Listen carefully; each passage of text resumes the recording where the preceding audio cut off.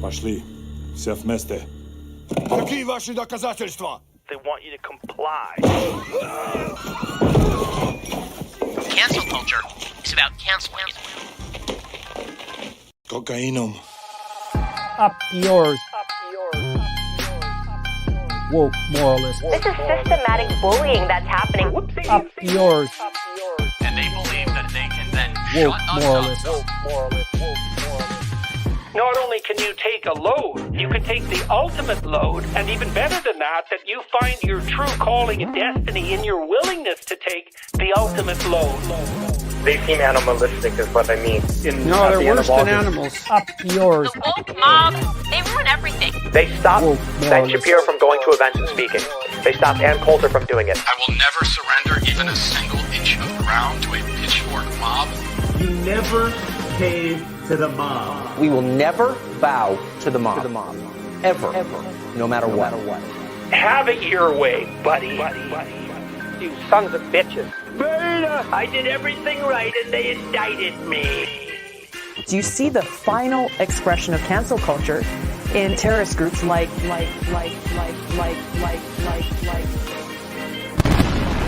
We'll see who cancels who.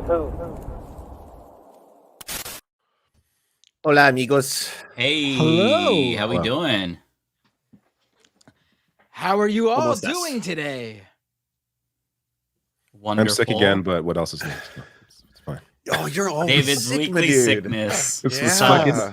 this fucking preschool shit. I swear to God. Oh, I love that preschool. sucks. The people there are great. It's great. It's a great thing. It's great that it exists. I mean, I have never been this sick in my life. Like I'm not getting sick all the fucking time, and I now. got kids. I got kids. Kids that are go older to than camp. that, right? You're weak, I'm David, not- is what he's saying.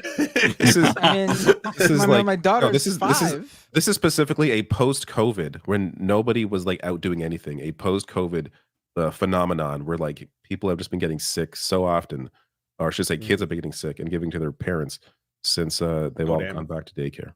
Yeah, And that's the David, problem. vaccine, vaxxed. Is Well, that I'm back. maybe- Yeah. Maybe that's why you're getting sick. I don't even know. think it's No. probably not It's COVID. probably the just like, vaccine. you know, It's true. it's Yeah. whatever. Yeah, it's the vaccine. You know, ever since It's the vaccine. I took the vaccine, you know, I started to feel really weird sometimes in the middle of the night. You know, when there's a full moon, I would leave, come back with no clothing. You know, find blood, like find like a sheep that doesn't have a head, like I ate it. It's just really weird. I don't know. You know what's really bizarre? So last night I was like really, really sick, like just like tossing and turning all night, like super delirious. And all night I could not stop thinking about, oh, Andy Bashir is going to be the VP. For some reason, this was like in my brain for like all. In I your would wake fever up dreams? thinking about Andy Bashir. Fever nightmare. Like, what is wrong with me? Andy Bashir? Oh my god. I really did not want to think about that. It's really weird that That's you say wild. that. And I think we have the same problem because we both do videos, but I was having the same, like, it wasn't really a dream, but it kept looping in my mind about why You guys are having stress mares. Shapiro would be the absolute worst choice. And I kept running through the list in my mind and it just was replaying as if I was doing a video. I don't know why this happens to us, but I feel like it's a side effect of like We have a news brain. We're Yes. just always on. Yeah, Yeah. I'm also just consuming internet content constantly. I don't think it's gonna be Shapiro. I don't know why. I just have good feelings, good vibes. Just gonna say I don't think so. I think I it's love just to hear too much that. of a disaster. And honestly, it There's just too many wouldn't align with all of like how good has she been doing their campaign since assuming the throne. Since we shitpost Biden, like we destroyed him. By the way, shitposting left, high fives. We fucking did took it. down the president of the United States. That's amazing. Yeah. We should be more proud of this. We should celebrate this. All right. We took him down with shitposting right after that op was completed. Like just seconds later, like the Brad Summer stuff, not for me, but clearly for everyone else, and doing really well. You know, the polling, all of a sudden, she's closed the gap in all the polls, the fundraising, the hundreds of millions of dollars. Don't fuck with this. Like she could lose the coconut tree pill memes so fast. That's billions of dollars of free internet, just like people cherishing you for your strangeness. Like you piss on all of that if you get the guy who compared like Palestinian protesters to the KKK. Like, honestly, that's racist as fuck. That's downplaying the horrors and severity of the KKK. He's not fit to be unserved as the vice president of the United States. There's also like I don't read too much into this, but there's like a deal. sexual assault case in his office as well. That Yeah. they had to, like, That's the big one. There's To just me, all these the- things. Yeah, that's the the big one. deal. Yeah. That's the big one. Like that should cause people like how do you how do you have a guy who does that on your ticket if you're facing Donald Trump? Any attack you do on Donald Trump in terms of his own history with that doesn't mean as much. And I think it comes off. Yeah, you can't call him a pedophile rapist to his face, which you can do now. You have the power to do that. Yeah. She's like Kamala Harris is not in the Epstein files, not once. She does not appear once in the Epstein files. Can't say that about Donald Trump. He's all over them. All over them. Yeah. I mean, to be clear, I like presidential candidates who were in the Epstein files. Yeah. Right. Should we bring in our guest? Yeah, I was gonna say before we get too much into this conversation, let's introduce the great Zaid Tabani, everybody. How you doing, Zaid? I'm doing great. I just want to clarify. I came in to this podcast, and the first thing I heard was like Mike talking about like, I woke up like naked in the middle of like a field or some shit like that, and I'm like, what are we doing?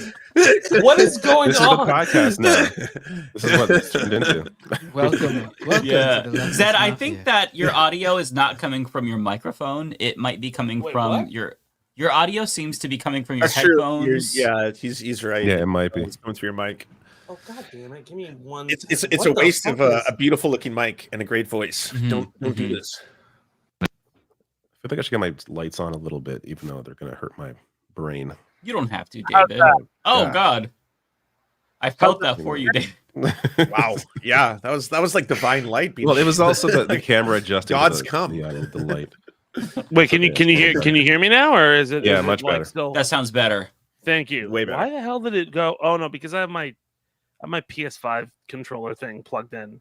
Was it going through that? Okay. That's I'm not a gamer, bad guys. microphone.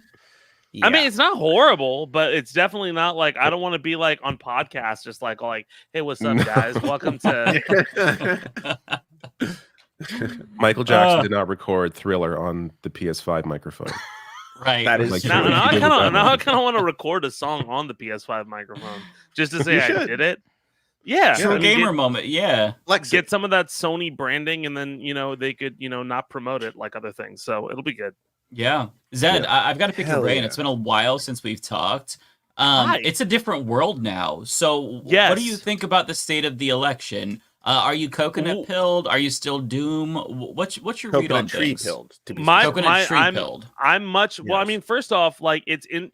Well, I think the state of the election is interesting because it's like so. Okay, so number one, like way better situation than we were in like 4 or 5 weeks ago, right? Like to be honest, like after the debate, like when you saw the debate, like right after the debate, I did not expect like coming off of the debate for there to be an immediate everybody going like, hey, we need to drop this motherfucker. Because I thought it would just basically be paper not the over Pod it. Save Bros. No, Pod Save Bros. Not even that, just CNN saying that. Like just CNN saying that they were getting that's like that's like because I a big thing I see is like whenever you see decorum kind of like drop for a second, you're like, okay, something's going on. So that was definitely like, okay, something's up.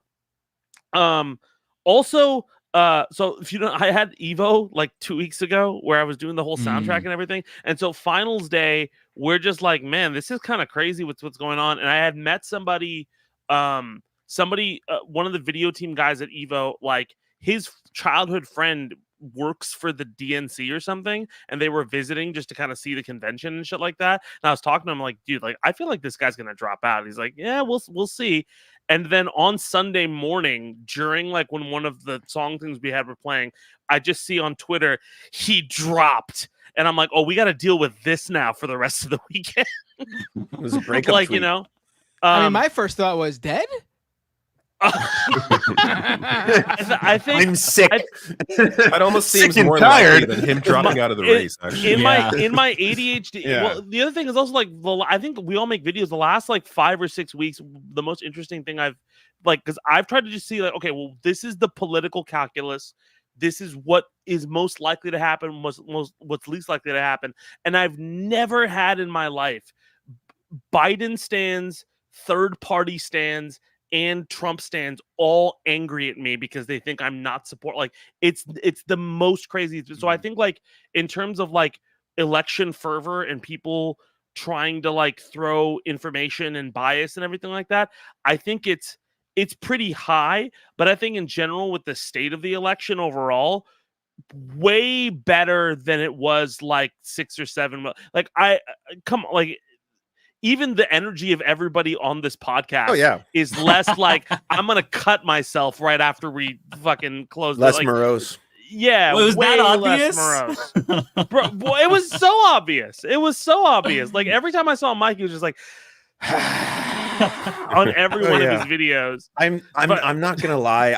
I took and relished and took so much pleasure in the fact that we shit posted that old genocidal freak off the highest office. All right, I'm very proud of us. That was our doing. We accomplished it. The mission accomplished. I mean, mission we're taking a little bit too much credit. It's a little too much. No, I want all the credit. All of it. Literally, all of it. I don't think the White House press the shit posting left changed the world. Okay.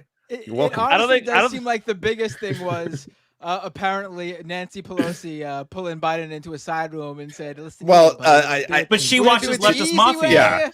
Yeah, to just screw. The hard way, all right. I love that. Well, she was doing that because of donors. Mafia style. Yes, but like Alex Jones aside, it was the big money pulled out. That's it. There's no secret. There's not a secret mystery. It's big money pulls out. Then Nancy Pelosi's like, okay, come on, but what the fuck? No, but I think it's even more so than that, though. If you think about it, like if you look at like how the White House and all that kind of stuff is structured and the way the power structures are, right? Like you have like if we go back to 2016 and we're looking at like analytics and all that bullshit, right? Bernie and Trump are the new model of what people consider politics, right? Where they're more direct, they're more like in general, like they seem to be that. And so Trump goes for 4 years being fucking crazy, and then everyone's like, oh, we want a traditionalist candidate. But the way the Biden campaign just ran the campaign was so like let's take aside the fact that he's fucking 81 and all that bullshit, right? Like the way they ran the campaign was just objectively really bad. Like, why are you starting a TikTok account like 2 weeks after you propose a ban? Like that's a bad fucking strategy, right? And the messaging strategy was all over the place, right? You know, the fact that your donor, like, especially when their donors started to say, like, look, we're not going to give you money, and they start attacking the donors, like, that shows that there's a lot of people, like, if I don't know how many people here have worked for, like big companies and shit like that, but that's, like, the telltale sign of, like, a big company being like, oh, well, we know what's best. These people will go along with it, and it never works. It always fucking shits the bed, and they shit the bed. Like you saw, first off, Pelosi coming out, also Obama coming out, also I don't know where fucking George Clooney coming out. First off, if this works out, we have George Clooney. Batman and Robin will retroactively be a decent film. Like Biden already pissed off Clooney Biden had already pissed off Clooney by basically threatening his wife with like sanctions and shit. Yeah, being part of the legal team that basically said that Israel is committing war crimes. He's such a better person than him in every way. Oh my god, dude. Yeah, but yeah, I mean, I don't know. I don't know what they expected. Can I say one other thing? I also want the left to take credit for being profoundly right about everything. All of the last hangers on to Joe and the whole like it's only him, only he can do it, only he can defeat Trump. It's like the next day it's like history breaking fundraiser, 10,000, 40,000 Zoom calls. Fucking everyone's like, oh my god, the memes are all over the place. There's like but the coconut tree hill revolution. We were right about everything. I think it's always I think it's worth trumpeting the left was right about a lot, but I also think I think it's also worth examining, like, yo, everybody was saying this guy was too old. Like, everybody was fucking saying this shit. Like, they hit everyone. They hit it for so long. They kept that away. Like, the entire inner circle. Like, how did you think this would work? How did you think you would get away with this? What fucking Weekend at Bernie's shit is this, you know? And not only that, like, you saw the messaging also shift. Like, you saw, like, when they were talking about polls, like, they were thinking about polls, like, way back, like, from a year ago where he was leading by, like, a couple of points when he was down. And then, like, when he lost the debate, he's like, oh, no, it's even. Like, what the fuck? It's fucking even now? You were losing going into this. Like you even called, like, you called the debate this fucking fucking early. Like there's so many things about this election from January where everybody was just dreading it. Like we've been dreading this shit since August of 2023, right? And like the fact that people have just even a little bit more of a pep in their step tells you how much they were just frustrated with the fact that everybody was saying this is our reality and the campaign is saying no it's not, and why we're frustrated by it. We were gaslit about Gaza, we were gaslit about this motherfucker, right? Like at a certain point it becomes untenable, and when the elites in your party are going this is fucking ridiculous, why are we going along with this? The fact that Nancy Pelosi is just like, hey, he needs to make a decision. He's like, I already have made a decision. No, Joe, you need to make a decision. Like that shit. I love it. That shit. Because the easy way or the hard way. I want to know what the hard way was going to be. What are they going to do? Was it going to be like hanging Vanilla Ice over the ledge of the building kind of hard way, or like I'd be so curious to know what technique. Bro, they were gonna publicly shit on him so bad that his reputation, like if as bad of his reputation, like of a hit that his reputation took a few weeks ago, like I feel like every lever in the party would have turned and just absolutely just shit on him to an extent where it would just be like even if a Trump dictatorship happened, he would not get to live in his villa or whatever the fuck where he would be. Like it would be really, really bad for him. But post all of that, right? Like I think they would have forced him out, or they would have pulled some weird Democratic National Committee rule where they could vote against him or something like that. See, I don't think they would have done that if he didn't choose to make that decision on his own volition. I think they would have rolled with him all the way until December, because the Democratic Party to actually have like a contested convention like that, it's inconceivable. Yeah. Even like if you watch our post debate coverage, we were all shocked, but afterwards we were like, yeah, even though they're talking about replacing him, none of us thought it was going to happen because the Democrats are so risk averse. But then we manifested that reality, Mike. We did. Okay? We did. And now we're texted you. I texted you during that, Mike, and I was just like, you guys are my comfort food right now for how dog shit this is, dude. It was so bad, man. I was just like, I watched it for 3 seconds. Like, I can't watch this thing, man. It was sad. As was every single like TV interview. Like they did this Clint Eastwood strategy where it's like, you know what? You think he's too old to be president? We'll show you all. And then just like fucking force feeding him down to everyone. And then it's like, this is not good. It's worse. This looks way worse. What are you doing? Like, I orders love of magnitude. We've seen have you many guys unhinged. watched your expressions on the debate episode? No, I know we were probably the expressions you guys have are just like shocked. Just like just that for like 15 minutes, just like no, come on, like it was so bad. I do know I screamed directly at the camera when he did that wonderful segue from the abortion discussion to immigration, and not just any immigration topic. A migrant murdering a young woman.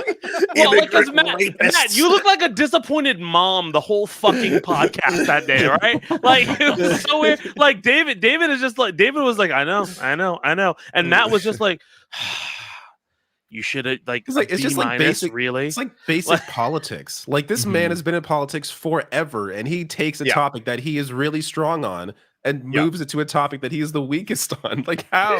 How do you do that as a man that's been in politics since the fucking 70s? What is wrong? One of the things about politics is changing your style. Like you have to be able to adapt. He hasn't adapted in 30 fucking years. Like it worked when Trump was like, "This is so crazy." Stay on your strong points. Like it's amazing that he just did that. He just whatever. He's gone. He's done. It's over. Thank God. It's over. Out of that. And now the Republican ticket looks so gross. It's so gross. it's like this profoundly racist misogynist and the couch fucker. Like that's what you got. And I'll be honest, the couch fucker story not being true, that's the most wholesome thing about him. Like you wish that was the real story. The true shit is so much more gross and fucked up and weird, and like the dolphin rape shit and like the burning monkey testicles, like gross. The grossest ticket I've ever seen, I think. And the couch fucker shit is so funny because the reason why it caught on is because everybody heard that and they're like, makes sense. Yeah, I could see it. Yeah. That like that's why. There's something couch fucky about you, Yeah, he's not a couch fucker or a hot dog fucker per se, but there's something about him that is very sus. He gives off the vibe that he has some skeletons in his closet.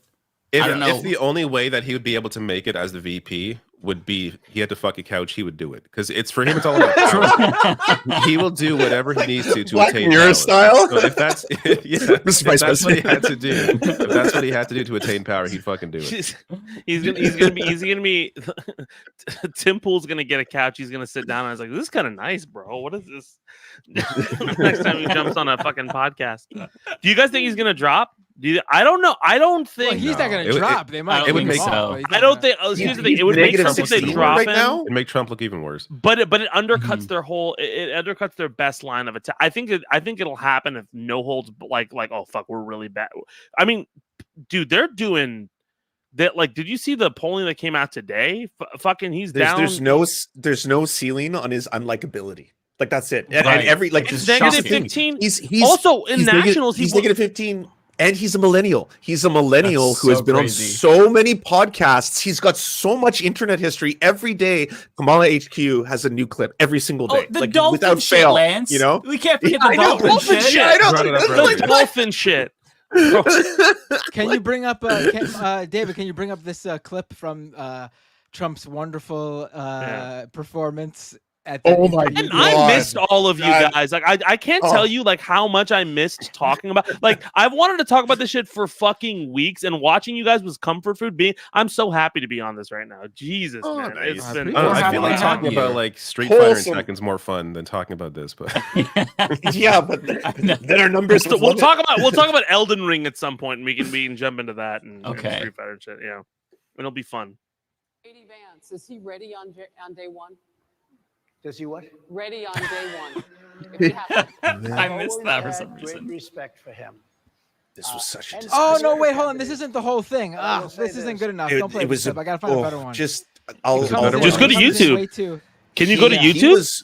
He was worse in this at the NABJ conference than Biden was during the debate. Like he was that profoundly, horrifyingly bad, and just went on the attack. And like he hasn't learned how to like sell the whole like great replacement shit I mean, I don't on white audiences. I don't know if he was worse trying it in the debate, man. That's pretty bad, dude. That's like Did you watch it the full 30 minutes? Like, Oh, honestly, dude, it's start to- bad. It's not bad, that but like so Biden does not make sense, can't communicate, can't speak, and Yeah. that's just like I'm sorry, that's the reality. And then like that's as the most front facing position, you can't do that. In this one, Trump is lucid, he's coherent, and he's just so old timey racist with everything. Oh yeah, I mean, like like she's not a black woman, she's an Indian woman. All this shit, like oh my god, wow. They've I never think heard it's of biracial or multiracial people. Yes! But if you ask a Like, white I don't person, know. like, "Hey, what's your heritage?" I'm 10% Italian. 10% French,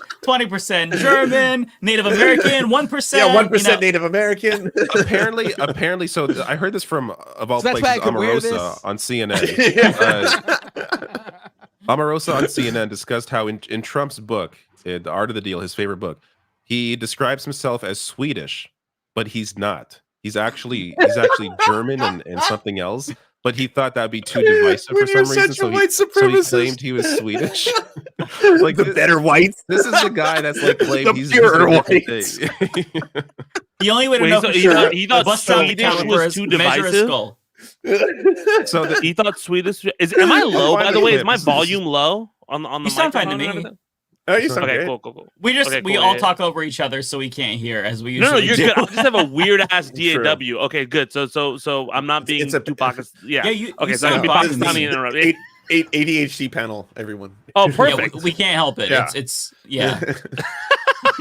No, I was just saying like wait, the Swedish thing is not.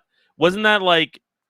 I forgot. What I didn't was know gonna that. say. Never mind. Well, I mean, to be I fair- did not know that. That's so profoundly funny, though. That's Yeah. really hilarious. Him You're saying lying he's about- Swedish, it is better. It is less divisive than him saying he's German. To be fair. I think I probably know I'm Donald better Swedish. than anyone on this panel. Forgive me if anyone thinks differently. But I recall in his book, The Art of the Deal, Laura, when Donald Trump identified himself as Swedish, right? Because he didn't want to acknowledge that his father was German and his mother was Irish, and he thought that that would play better to those who were patronizing his businesses. So can we call the question his past of self-identifying as first Swedish, then German, and then Irish whenever it's convenient? Donald doesn't know the difference between ancestry and race. He doesn't want to know the differences, nor does he understand the nuances of how people so weird. And so I believe that that's disqualifying. No, you're not. And when he mispronounces her name, Laura, he does it as a slur. He does it intentionally to harm her, to make people see the otherness of Kamala Harris. And so I posed the question to Bruce when he says, oh, at some point she identified as this, and at some point she identified as this.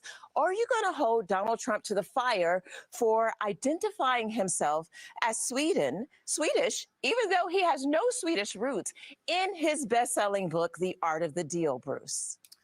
Oh my God! Damn, Bruce. Is Bruce the guy? Is the Bruce the guy on the left?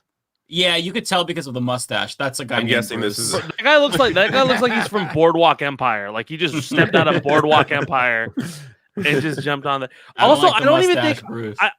I do think one thing that's interesting too is like if you notice, like a lot of these attacks feel very Sarah Palin-esque, right? Like it feels 2008, right? Like you have young, like fresh African American candidate versus old. You should just old and white. Well, I think they're just recycling all the Obama shit. They're 100%. They're doing the birtherism right now. I saw like people were getting mad on like in replies, being like, "She's Indian. How dare you claim that she's anything other?" I was like, none of us should be claiming this. She should be. What is wrong with everyone here? Like one of the biggest all these weirdos on the internet. Yeah, here's what I say. Like, right. Like they also call like Obama and Arab and all that kind of stuff. Like and like the other thing about Muslim. Yeah. And I think the other thing about this is like specifically, like there's a lot of different things where people are fence sitters on in terms of like where the politics of old are. But one kind of universal fact is like that was insane. Like that's just a universal, like independent fact. Like those kind of attacks are somewhat insane, right? Mm-hmm. And when you're trying to win over an independent crowd that said, we hate everybody involved here, and now the race has the entire presidential race has changed, and you're going back to a playbook that just that it didn't even work with Gen Xers. Like Gen Xers who are super anti-woke and everything like that, their whole thing is like, oh, we don't get to do something, and so we're upset about it.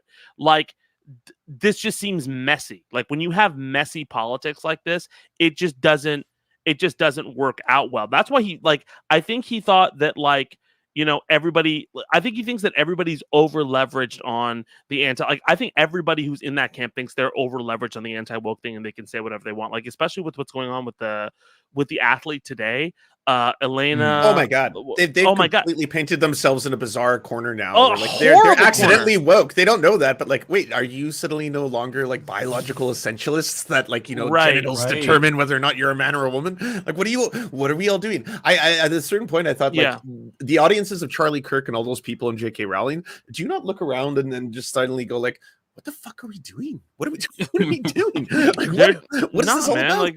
It's grievance, dude. It's like they feel like they've lost their target. Like they feel like they've lost the fame that they once knew, even though they're still making money and they're still doing their whole thing, right? But they feel like they've lost the credibility they once knew, and they just kind of.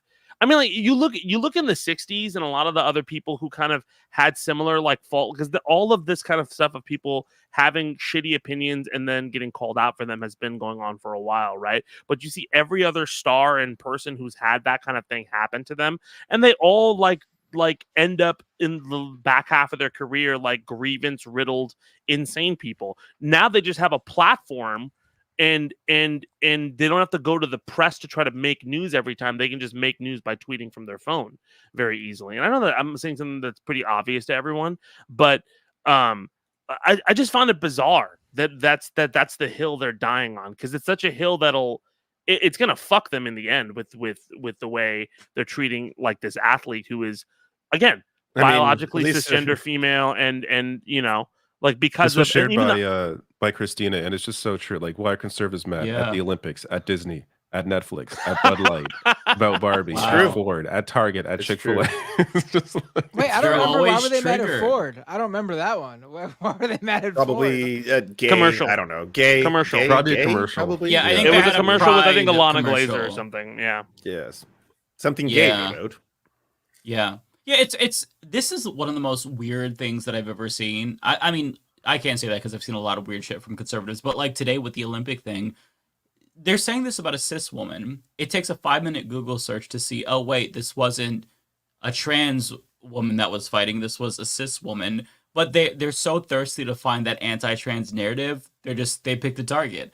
But what makes this one so fucked up is that Imane Khelif is Algerian, and you can't legally be trans in Algeria. And so now all And these her passport people, says female on it. right, you're literally not allowed to transition, and even if she did, they wouldn't recognize it. So like they're inadvertently inciting violence against her, because if a police officer is like, "Hey, aren't you that man that competed at the Olympics?" Like they can literally throw her in jail for that, and sometimes that happens, right? They in Algeria, they'll arrest you if you're just suspected of being LGBTQ, or if you're straight but you act a little bit too effeminate. So like it's not just like, oh, we're bullying this woman. It's no, we're also inciting violence against her, which is so fucked up. And thankfully, it seems like Algeria has been defending her. Like, hey, this is fucked up. Like this is our same with Taiwan. Didn't the defending their Algeria athlete. Fight Club like tweet the Italian, like I think they quote retweeted somebody and said "cry more" or some shit like that. Nice. They should. Yeah. It's like, listen, that is the worst sportsmanship I've ever seen. If you lose, you have to get better. I mean, for when it comes to Khelif, she's lost multiple times. She had 9 KOs, but she's really, really good. She got like 36 KOs herself. So she's a talented fighter, but you can't like pretend like she's some supernatural being. She lost in, what was it, 2021 to an Irish boxer. She lost in the quarterfinals in the Olympics last time. So like, yeah, she's lost before. And no one not like talks she's like about it. dominating the sport. Even if she was, who cares? Like, she's a woman. But she's not. Like, so for not to turn this to beef, but I find a very interesting parallel between this kind of rhetoric and rhetoric from people who've sided with Drake during the whole beef. Okay, like I just find a direct line, because it's just one of those things where you feel like your identity There's a Venn is diagram. so There's definitely a Venn diagram there. Yeah, somewhere, like it's you know? I just love the, Venn the diagrams. same. Yeah. which by the way makes you a problem on the conservative list. But like I think what's interesting about that whole like, especially what we saw earlier this year with that whole beef, is that you saw pretty much what a really intense media war with no like respectability politics, because they were just trying to destroy each other. Right? Doesn't matter what's a lie, doesn't matter what's true. They are trying to destroy each other at the highest level, and everybody is bought into it, right? It's the two biggest rappers of our generation there. And when the smoke cleared, it's very clear. Like even Drake knows he lost. Like he's putting fucking 6ix9ine God when he's bowling and shit like that, right? We all know what happened, but people are still flooded his on house. it. God picked his People exactly. Yeah. Wait, what? What'd you say? Yeah, God flooded his house. It's like one of the plague. He enacted it upon his There mansion. was a big flood in Toronto. His house got flooded. That's Oh shit! Okay, I didn't know that. With Also, I'm doo-doo, sorry. I'm too. sorry. I'm sorry. I know David is. doo-doo? I David didn't is. see that. This Yeah, it is was like this is a sewage pox water. on David's house because he lives in Toronto. So do you live in Toronto? Where do you live? Okay, good. Okay, yeah, cool. Toronto. You're one. You can come to California, David. We'll house you in case it gets really bad. But like, I feel like you see like that's like a petri dish of what this kind of stuff is, right? Where people can't let go of their identity wrapped up in this whole thing, and they double and triple and quadruple down. And the argument they're making isn't this insane argument that this person who is they're by their definition. Right? They're They're just cis. No, of course, yeah, but like, but by their definition, that doesn't necessarily make you trans. Trans is just 100% just sold the where if you are misidentified of the gender that you identify with at birth, that makes you trans. This has nothing to do like trans. The fucked up thing about this is trans people aren't actually part of this story, and everyone is making again about trans people. You know, and this is the same kind of shit. Like this has been done historically in the most racist of ways towards black athletes, black women specifically, for a very long time. You know, whether or not I don't think they should be allowed to compete. Why? Because they have higher levels of testosterone. It's like, so you mean that they're the best at the thing, at the sport thing, the thing that like the competition. So isn't that the point of this? I'm sorry. I feel like everyone getting mad at this boxer being good at boxing. David shared the best excerpt about Michael Phelps. Like, this dude is like a supernatural freak. He has a giant wingspan. Yeah, he has an unnatural wingspan. He engineered has in a lab. double jointed knees or something. He has like all these benefits that benefit him as a swimmer. All these natural benefits, they were celebrated. He was celebrated. He wasn't disqualified because he has all these natural advantages. And anybody who competes at the highest level. I was just gonna say conservatives don't care about equality or equity in literally anything. You'll get pick yourself up by your bootstraps, work harder. You're in life because you're not, you're stuck in life in this position, in this situation, because you're not doing enough to get yourself out of it. No equity, no equality in anything. Yeah. Except when it comes to women's sports, apparently. Right. Where everyone's got to be something they don't even care about to begin with. They don't give a fuck about women's sports, but they are hardcore about equity or equality and everything needing to be on the level. For some bizarre reason, they care about it there. And this is not the case anywhere. People like the best athletes in the world, they work really hard, of course, but I would say a lot of them, if not the vast majority of them, also just have biological advantages. Biological advantages. And usually they come from wealth, or at least a better condition in a lot of cases when it comes to like the people who make it into like the NHL, for example. There's going to be class privilege there. There's going to be biological privilege. But like, yes. And again, it's like, if you want to make this fair, then let's try and make things like, on parity. But if it's two adults consenting to do, a sport or a competition before the eyes of the world, then like, honestly, people have just completely lost their minds at this point. If they're like getting angry because they think this is a man because a woman was good at boxing, it's also so condescending to women. Like, oh my god, oh no, only men are strong. Only men can. But it's also antithetical. It's also antithetical to competition, because competition is always like, it always happens where like whenever you politicize this kind of stuff specifically, like and I mean, like, I'm not talking about like Muhammad Ali politicizing the way he knocked out people and him being an avatar for anti-Vietnam stuff. I'm talking about specifically when the way you politicize like, oh, I didn't really lose that, is such a bad. It's just so antithetical to competition and how competition works in most major sports, right? And whenever you see that, it's just like it's the showing of somebody who's on their way out, right? Like if you saw like Conor McGregor when he was fucking like cleaning up everything, and then the last like 4 or 5 fights he had where he had lost consistently, he was making excuses during every single fight that he lost, right? Fucking Colby Covington, Donald Trump's favorite fucking guy, right? Getting his face beat in by Usman, right? That whole thing, like he was making excuses throughout the entire thing, right? Like, you didn't have a problem with this before the IOC started, right? You didn't have a problem with her competing in all of the other things that she competed in before this happened. Now, all of a sudden, this is an enormous issue, right? Exact same thing. What is? By the way, there's radio silence on the fact that there is a trans man who is a boxer who I think at this point is still undefeated. And like, you never hear about that story. There's a dude who's just crushing it, and because it's a trans man and they're only like always obsessed with like, this is about protecting women's spaces by controlling them kind of shit, you don't ever hear about that. But that's interesting, isn't it? Right? When it's like Zed just said, like, this is a case where at the previous Olympics no one said anything when she lost.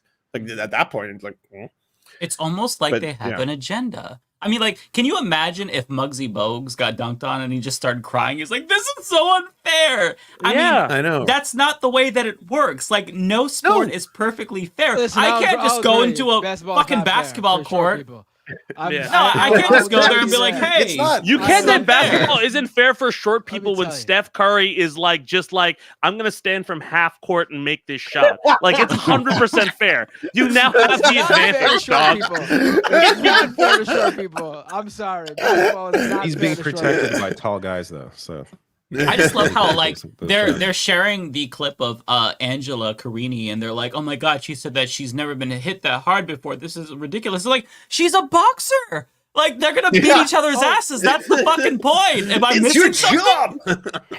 Like, that's the whole point. You beat the fuck out of each other. What the hell? That was one of the weirdest. It's a skill talking issue. I'm points sorry. Where it's like, Yeah. where it's like, did you see? She might have broken her nose. She was bleeding. Yeah, she's a boxer.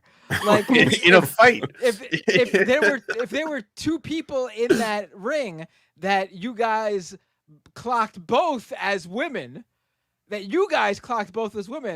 most likely there would be blood and black eyes even in that fight, because that's what happens in boxing.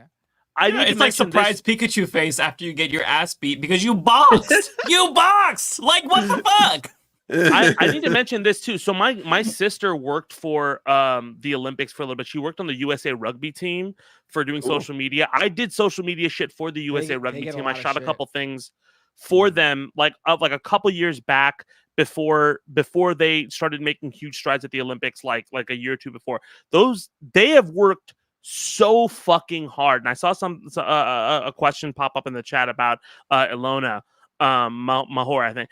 And like, dude, it is like even that too, because they're trying to jump onto the USA rugby team because Ilona looks like somewhat stronger than it's not the aesthetic build that conservatives consider women to be, right? Like, I feel like it's like you can't protect women's sports by saying this is a woman that, like, that's not protecting women's sports. Play this clip that I just put into the chat to show. Also, you. did you guys see that? You guys saw the Lady Ballers This footage of this athlete. Honestly, she scares the fuck out of me. Like, there is literally no sport, nothing, not even chess, that I would want to play against her. Like, honestly, like I dudes, unburden yourselves. You know, you don't have to have this weird insecurity that it's like we're stronger than women. Like this cheat.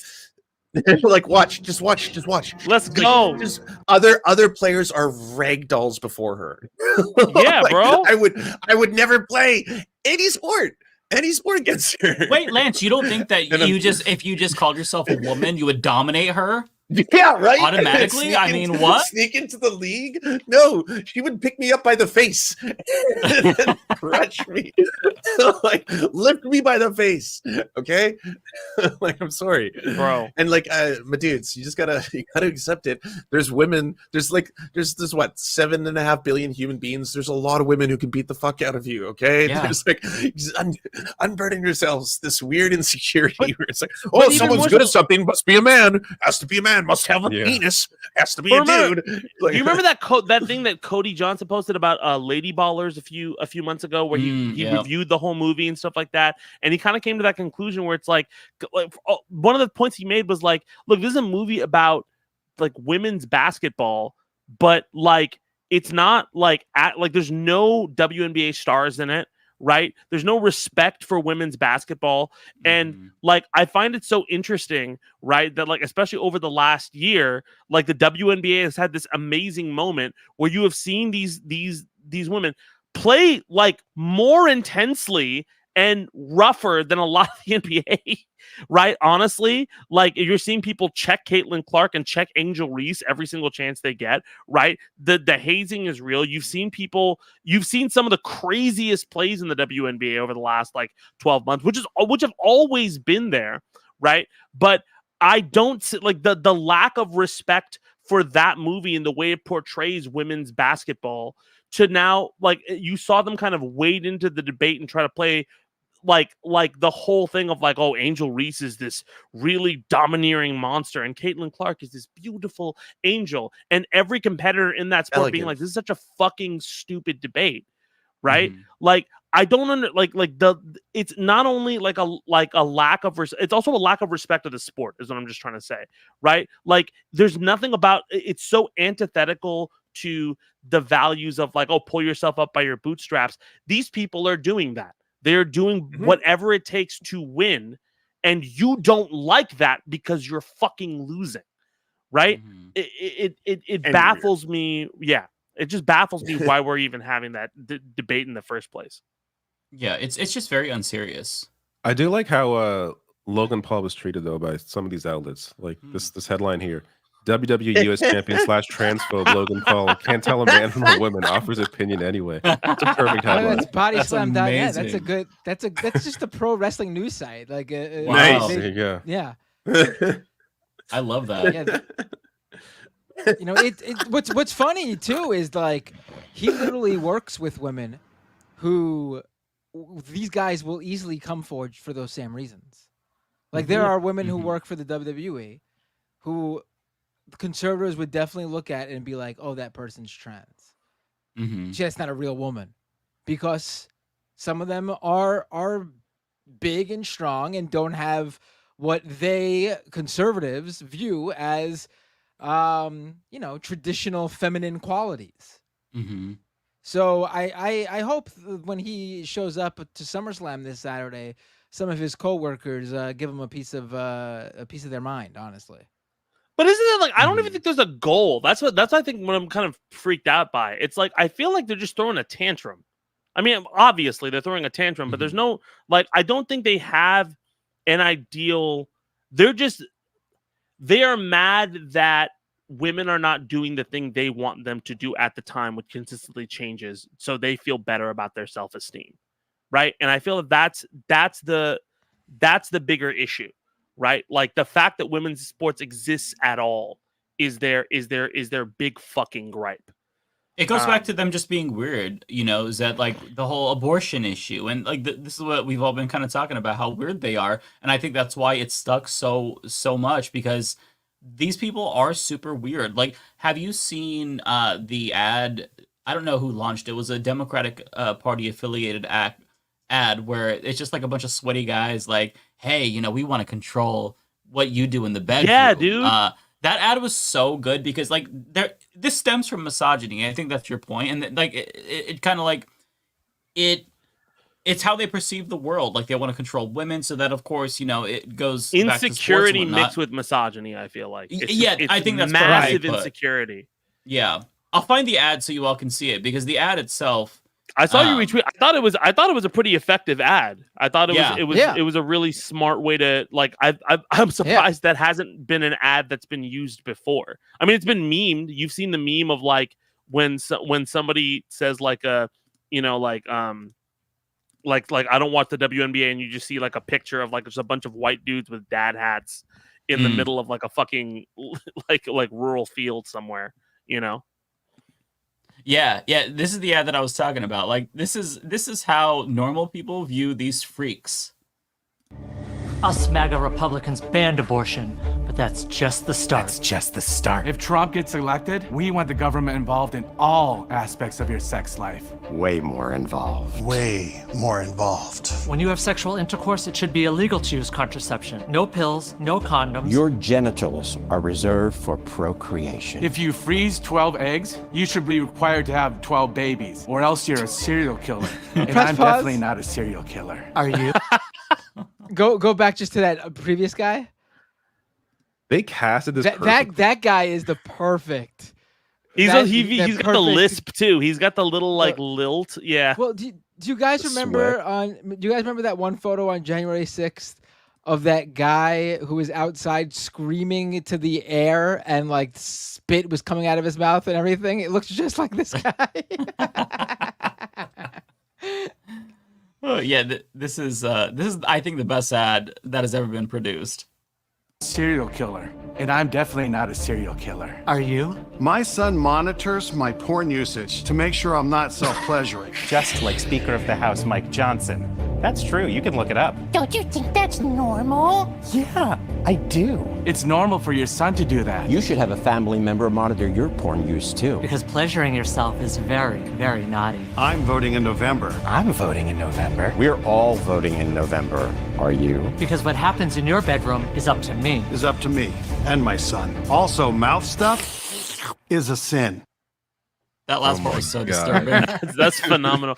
I That's love a really like good one ad. guy in the Yeah. tweed, like the red like sports coat, who's just like I'm He's a the professor intellectual. who yeah, very clearly.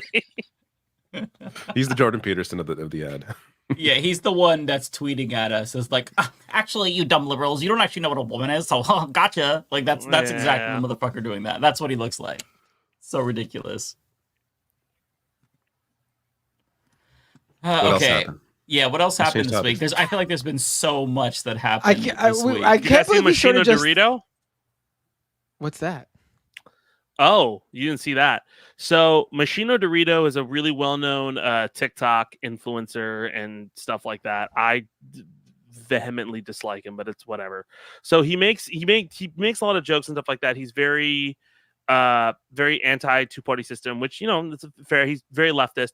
But earlier maybe a little bit in the last week, he posted something about like when Kamala launched, like juxtaposing it with Sonia Massey, saying like, hey, anyway, something about like after a cop kills like an unarmed black person or something like that. He's like, and now you need to vote for the cop, blah, blah, blah. And it was seen as like, okay, well, that's kind of fucked up that you're using the death of an unarmed black woman to kind of make this political point. Like a lot of African Americans were making that point. And so then he decided to make 2 follow-up TikToks where he pulls a book from his shelf from a Black Panther and another African American activist, where he tells black people that they're elitist careerists for criticizing him on that, and explains it to them. Doubling and down. Then got destroyed over the last like fucking week, with everybody coming out of the woodworks, including other people who were just like, by the way, I fucking hated this guy forever. And then he just recently came back and decided to make his first 2 TikToks dancing to Eminem's Toby. Because he's just having a he's having a time. Cancel me. He's having a time. NFTs. I think the other thing, and this is something that I felt specifically as a Muslim person, right? I felt very frustrated like over the last like 8 months, because I've known about Gaza since I was like 7. Like, or just even the situation with Israel and Palestine since I was like 7. That's something Muslims, like, just when you grow up, you just know about that thing happening in the world. And it's something that preys on you all the time. I knew about it during the war in Iraq. It was a huge thing. I knew about it every single time tensions flare up there. It's been a part of my life. Something that has been very frustrating to see is watching specific people, not you guys, but specific people jump in and like kind of fetishize it. And there's a huge war on TikTok going on right now about that, about who's being performative about this and not. Because this genocide didn't necessarily start post-October 7th. It's been going on for a while. There's been an apartheid there. There's been all of these things there. And there's a lot of white leftists who really want to make it their identity for standing up for this. War profiteers like Jackson. Yeah, man. Like, and straight it's up, not, Like, by the way, like some of Yeah. these people aren't actually on the left. They do shit for clicks, right? No, of Like, course the- not. Yeah, bro. You know, No, these extreme he's an communists, and they're, anti-LGBTQ like, very plus. pro-Russia. Yeah, no, and it's I like, know. this is bizarre. Like, what's wrong with you? They hate queer people, like MAGA people hate queer people, but like, it's if you want to say that, like, you want social conservatism, but also I'm a commie, wink, Yeah. kind of shit. Yeah. Like, that's what I kind of classify them as. And it's just one of those things where it's very interesting to see people like that. Was something that upset me, especially over the last few weeks when talking about the whole election thing, was like even just simply suggesting like what was going on, like even simply suggesting like, okay, well, like Kamala Harris can do this and all of these kind of things. I got comments about, you don't really care about the genocide. I'm like, bro, like this has been a thing in my life, like growing up in post 9/11 America, where you felt like, okay, Muslims are going to be rounded up and killed. Like you're worried about, there's a lot of talk that was going on in the early aughts about literally identifying Muslims by that kind of stuff. So that's been a big fear for every single Muslim in Michigan or out. And we're not a monolith. right? Arab Americans, brown people, South Asian, like there's so many different sects of that.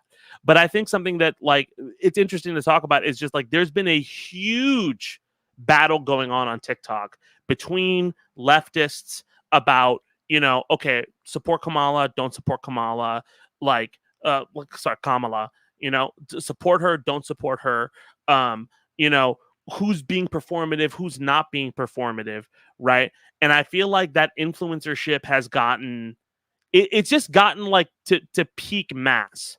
Right. I think like people aren't properly picking their battles in that case. Because like ultimately, No. like I don't know how much you want to flex that you're the one true leftist or something like that. But if you are a leftist, you're picking your enemy. This is a character select screen for your enemy. Do you want to play on nightmare mode or easy mode? I would recommend playing on easy mode. Like pick someone who's already maybe aligned with a lot of the things that you are already aligned with. And on the other end of the, like the other person, like it's all going to be about recovering ground if you get like a far right extremist who comes into power. So like I don't get why people would like, why do you need to go like, these aren't your enemies. Like someone who's like, wow, I'm kind of excited that Joe Biden, that genocidal old freak, stepped down. That's kind of neat. This is historic, you know, like why would you go after that take? And but these are also "You don't conversations truly that we have care," to have. you Yeah. know? There are conversations we have to have within that I don't think we have. All this stuff is meant to shut down conversation in general. Like I think it's worth having a conversation. Like we were like, I think you guys were talking about like Shapiro and everything like that earlier, like about who Kamala's going to Don't pick pick for Shapiro. her for her Don't VP. do it. Yeah, don't pick it. Yeah, I don't think it's that. I think especially that scandal, the most recent scandal, it's pretty bad, dude. You know, and so like I feel like those are conversations we have to have, but we can't have conversations because I think maybe people. I'm sorry, I'm going all over the place, but I feel like a lot of people tie their activism to influencership, and that's not new. But it's getting worse. And one thing that I do think is very positive. You asked me when I came on, like what I think about the state of the race. I think the most positive thing about the state of the race, kind of like a positive thing that was when Jon Stewart came back right earlier this year, was like, okay, the hyperbole of all of this is it's just there now. Like it's very easy to see, like the fact that people are having conversations like what's performative and what's not is important, because I think the influencership around politics has destroyed our ability to have substantive conversation about how to deal, what's the best way to advocate for Gaza, what's the best way to like interact with a vote in general, right? What's the best way to it's the same. I think it's the same problem where you also get it from, say, like liberals who love doing the trolley cart problem to people online, where it's just like multiple things can be true at once. All right, and it is completely like valid for someone who lives in another country to witness what is happening and the United States funding it and providing all the weapons and be like, no matter who, this is just going to be a genocidal, horrifying administration that fucks over, you know, millions and millions of people. And then people who live domestically within the United States, it's also totally valid if they're like, yeah, by the way, I happen to be LGBTQ plus, or I happen to be a woman. I don't want my womb controlled by the weird fucking couch fucking dolphin guy, right? Like that's, but both things are true, right? Like, you know, and if you're fighting each other, you're ignoring that like there is a common enemy here, and there is a way to like, you know, maybe, I don't know, sit one retweet or take out and do it strategically, maybe. Yeah, like fighting each other is not praxis. Vote shaming doesn't work. Vote shaming doesn't work either way. I don't think it works. And it's not praxis to fight each other. It's just, it is performative, and it doesn't actually lead to anything, because at the end of the day, people are going to do what they're going to do, right? Like I think that you have to make this decision on your own. And if you are like, if you're making a strategic vote, I think that that's perfectly valid. But if you live in, you know, a blue state or a red state, and you're like, oh, well, I don't want to support Genocide Joe. That's valid too, especially if you're an Arab American who's completely disillusioned by this because you have family members that were killed. I feel like people need to stop I'm not even talking about Arab Americans. I'm talking about just specific. I just get very annoyed when people like, I just don't like performative activism, because it takes away from people who need, like, I'll give you an example, like positive like I follow TikTok a lot, right? Like Yuval and Ayame were these two well-known influencers. They had this whole thing about will they, won't they, interacting with one another over like a period of weeks. And every time they did a piece of their story, in order to actually have the story progress or them actually meet, they would put up a fundraiser for a family in Gaza, right? And they got a lot of families who needed that money to be able to leave Gaza, to be able to find a way to get their family to safety. They advocate. That's advocacy. I think that is absolutely what it should be. I dislike people who make content for themselves just to like. I just don't like it to for their. I just don't like the ego of taking whatever is going on there and putting it on yourself. Like, look at me, I'm so because I'm so, and that Machino Dorito stuff just reeks of it. It just reeks of it, you know, like, and I like that he was doing white splaining. I'm not trying to beat nuance to death here. I hate that kind of shit, you know. So it's insufferable when people act like they're better than everybody, or they know the answers. In truth, like, nobody really knows what the best answer is. We live in very flawed, fucked up systems. We're in late stage capitalism, globally speaking. So, like, except the shitposting left. Only trust the shitposting left. We're the only ones, right? We're right about everything. Yeah. But like, nobody has like a silver bullet. It's like trying to hit a moving target, and you know, a lot of it is emotional, a lot of it is practical, and we all try to separate it. I just feel like people need to give others a little bit more grace. Like, I see some people who are like shitting on lefties because they're, you know, shit posting in favor of Kamala Harris. It's like, look, dude, for the past couple of months, we've all been kind of distraught about the prospect of, you know, a Trump presidency. Let us just have this moment. You know, as we said last week, as somebody in the chat said, let us lib a little, okay? We're libbed up right now. We're all gonna, you know, we'll all come back to reality on November 6th, you know, when Kamala is the president. We're not under this delusion that, oh my God, she's going to be a panacea. She's the next Bernie Sanders. She's a typical Democrat, of course. Like, she's already done things that I disagree with. Speak for yourself, okay? Speak for yourself. We're not under that. Bay photo says "lib, laugh, love." Exactly. Kamala Harris is going to usher in the new age. The you fucking carpool karaoke libs. Jimmy Fallon libs is happening before my eyes. People have to shut the fuck up. That's just what it comes down to. Some people just have to shut the fuck up sometimes. I need to take my own advice to shut the fuck up, but like, stop being overly judgmental. Like, you're not perfect if you're fucking not strategic voting. Like, everyone shut the fuck up. Holy shit. I don't even know who you're yelling at anymore, Mike. Who's our enemy? Everything went silent. So I like how that went from you know, performative activists are terrible, and Mike was just like, yeah, I need to shut the fuck up. I'm like, no, Mike, we're not talking about you, Mike. It's okay. No, you're good at it. I'm vocally subtweeting some tweets that I see where it's like, well, I see some of these lefties, they're all excited about Kamala. It's like, bro, we're not under the delusion. Like, we lived through Obama. Just stop, okay? Holy shit.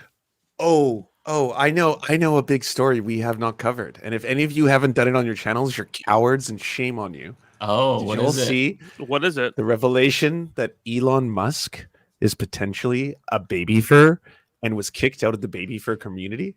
I don't even know what that what's is. a baby fur? I don't know what that is, man. What the hell? What's a baby fur? I guess I'm not as totally online as I thought. I don't believe for a second. I don't believe for a second you do not know. You knew. No. I didn't know at first. And I reached out to very large creators, and some of whom are within the furry community, and I was dead wrong. I thought a baby fur was someone who was like trying out to be a furry, like, you know, like you're just dipping one toe in it, but you don't really know. Nah. Baby furs are an overlap between people who are into infantilization play, like pretending to be like an adult diaper baby kind of shit, mixed with furrydom. So they play baby furry characters. Yeah. Wait, what? Yeah. And where personal.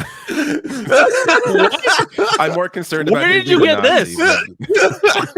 It's on knowyourmeme.com. All right, this is no matter of public record. Okay, it's people were digging up. So, by the way, Ken Klippenstein is part of the story. I don't know why, but there's this old tweet that just resurfaced of Elon Musk having some debate where Ken Klippenstein asks him, "Are you a furry?" And he says, "Fur curious." Now, people have pieced that together with other elements on the internet that show that Elon Musk has, in fact, already impersonated children. He's got a burner account that's been verified to be his, where he does infantilization play and pretends to be a child. A picture was just released. There's a photo of him dressed as a baby fur. Yes, someone had it on their phone. They're like, I just had to dig through tens of thousands of pictures as soon as I heard the story to show all of you this. But this is Elon Musk dressed as a baby fur. But it could also be him at a music festival dressed in a furry onesie. So he was. Wait, we have to go back. This is my boomer brain is trying to process this. Elon Musk was dressed as a furry. But like a baby version. Lance, I'm looking this up right now. I swear to God, if this becomes my algorithm, I'm gonna be so fucking mad at you right now. This is so fucked up, and I've seen so much on the internet. But what? Elon Musk baby fur rumor refers to the viral rumor that American entrepreneur Elon Musk had an active interest in the baby fur fandom, which is a subgroup of the furry community whose role play as child characters. Spawned by a viral X post in late July 2020. This is recent. The unconfirmed rumor became a viral subject of speculation and memes in the following days.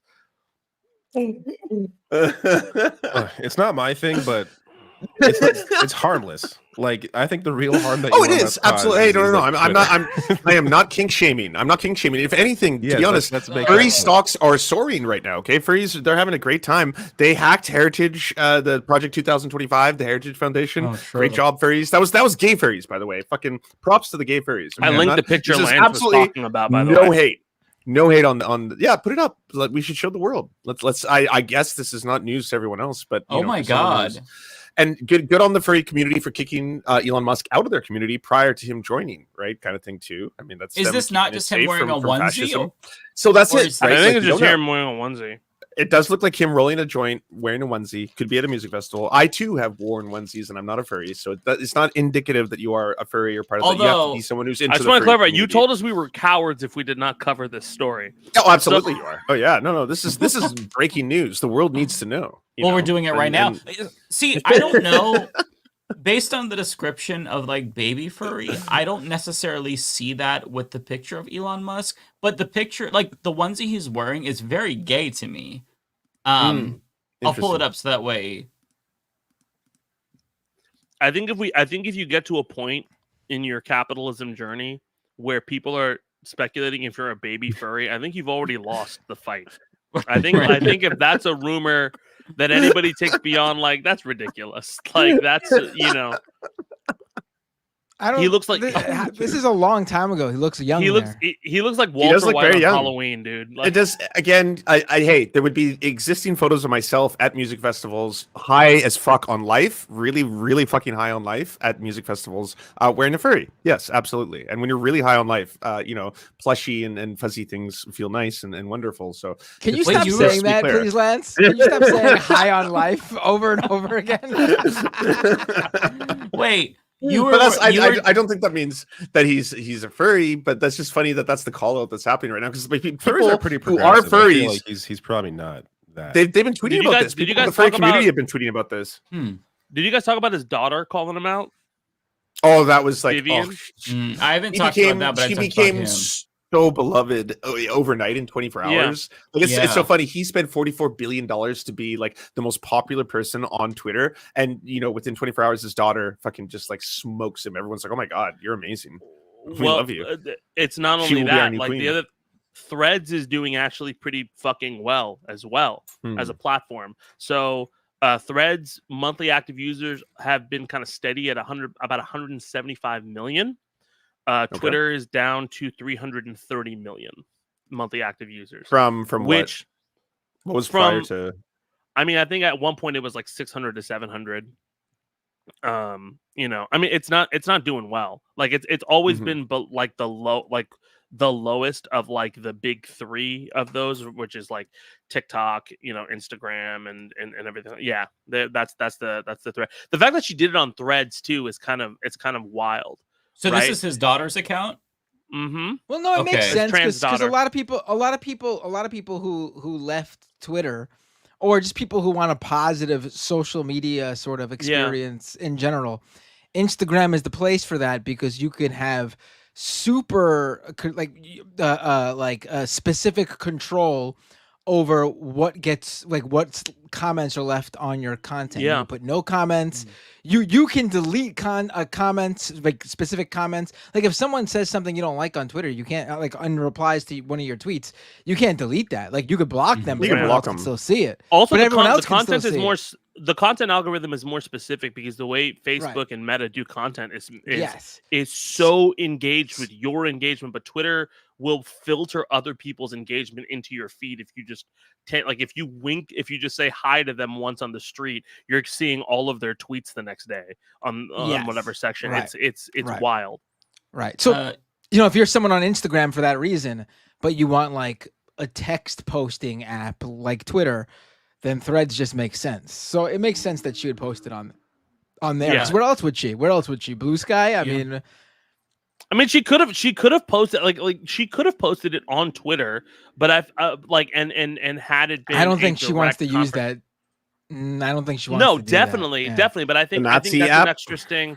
The fact that this went viral as much as it did and made headlines and everything like that. Well, yeah, because it was such a great clapback to his Yeah. bullshit. He did that whole TV interview where it's just like Yeah. most people who are deadbeat degenerate fathers don't turn it into a movement. That's what he did. Right. He's just like straight up, like, hey, everyone, the woke mind virus poisoned and killed my kids and all this kind of shit. Like, fuck you. You're just a shitty ass father. That's all you are. Do we want to read this? This actually, I just skimmed it, and it seems like she was really, she was debunking his bullshit. So this is what he responded. Somebody shared like that Jordan Peterson clip, and this is him responding saying that she was born gay and slightly autistic, and I knew from when she was about 4 years old. She'd pick out clothes for him to wear and say it was fabulous, and she loved musicals and theater. So this is her response. She says, "There's a lot of stuff I need to debunk, which I will get to, don't worry, but I want to start with what I find the funniest, which is the notoriously slightly autistic tweet. This is going to be a bit, so bear with me. This is entirely fake. Like, literally none of this ever happened, ever. I don't even know where he got this from. My best guess is that he went to the Milo Yiannopoulos School of Gay Stereotypes, just picked some at random and said, it's good true. enough, in a last-ditch attempt to garner sympathy points when he is so obviously in the wrong, even in his own fucking story. I did not have a love of musicals and theater when I was 4 because, I was fucking 4. I did not. This is actually fucking hilarious. I did not know what these things were. My earliest real experience with musicals was when my twin brother had a Hamilton phase in 8th through 9th grade and overplayed it so much in the car to the point where for a long time I swore off the entire genre. I never picked out jackets for him to wear, and I was most certainly not calling them fabulous because literally what the fuck? I did not use the word fabulous when I was 4 because once again, I would like to reiterate I was 4. This is actually hilarious. Yeah. This is so obvious, I don't even think it warrants explanation, but apparently people believe this nonsense, so here I am. This entire thing is completely made up, and there's a reason for this. He doesn't know what I was like as a child because he quite simply wasn't there. Goddamn. And in the little time that he was, I was relentlessly harassed for my femininity and queerness. Obviously, he can't say that, so I've been reduced to a happy little stereotype fagging along to use as his discretion. I think that says a lot about how he views queer people and children in general. She is dragging him. Oh my God. As for if I'm not a woman, Is sure, this your first time Jan. reading this? I love Yeah, the sure Jan. Like the Yeah. sure Jan. I heard that she responded, but I don't think I blew read him this. out of the stratosphere. Oh, That's what I'm he- saying. He spent so much money on Twitter to become the main character, like to be the biggest Wow. fucking followed account. Oh yeah, she. Oh yeah, it was I'm amazing. surprised we're not playing the ether beat as Mike narrates this for us. Like This is I've never That would be seen a badass. Do kid it. clap their parent like that before. Like, holy shit. Okay, last Oh, one. Jackson Hinkle's parents. Come on. Oh, that's true. That one- Oh, that- that's that true. one's up there. Touche. As for if I'm not a woman, sure, Jan, whatever you say. I'm legally recognized as a woman in the state of California, and I don't concern myself with the opinions of those who are below me. Oh my god. Obviously, Elon can't say the same because in a ketamine-fueled haze, he's desperate for attention and validation from an army of degenerate red-pilled incels and pick-me's who are quick to give it to him. Go touch some fucking grass. My god, she destroyed him. He also posted, "I'm looking pretty good for a dead bitch," and I was like, "Holy what?" Oh my god! Yeah, I was like, "God damn!" He just fucking blew Daddy out of the water. She has everything that he doesn't have, which is humor, and intellect. Yeah. So I could see why he hates her, even though it's his Way kid. better poster. Way better poster. And you know that's better that's what he cares about more than anything. You know, he wants to be a poster so bad. He just doesn't have it. But I think also that's a great like lesson in clapping back against a lot of these grifters, because I just love the like, listen, you like a lot of times we get bogged up in like, well, we have to present this like it's a lawyerly case of like this is fact and fiction, and she's just like, listen, this guy's a fucking idiot, all right, like just from the jump, he's fucking stupid. What are we doing? What are we doing? And that's the tone everybody should have with dealing with a grifter. Yes. It's not, well, actually, if like this isn't like Phoenix Wright where we're presenting evidence. It's Phoenix suck my dick and shut the fuck up, right? Like that's what it should be every single time, period, point blank. Because why are we listening to a crazy guy on the street like with $1 billion telling us shit? Like he's crazy. Yeah. He's fucking crazy. If he was at a bus stop espousing the same shit, you would like fucking you would walk across the street, right? Like if someone was just there, like, oh, we have to inspect the genitals while sweating, you'd be like, oh my god, what the fuck? He looks like a Meat Canyon cartoon. Wished it could be a real boy. All right, like I don't need to fucking listen to that guy. Like Iron Man 2's worst cameo coming back to haunt us. Oh, he was in Iron Man 2, wasn't he? He was. He thinks he's Tony Stark. He's not. You know. No. And like I said, and I think it's also like it's like I remember John Oliver did his whole piece on him and stuff like that. And look, like I think it's somebody who had we've talked about this before about like his influence on Tesla and what he did and everything like that. There's things you can say that this was great. Yeah, but he's like Thomas Edison for inventing.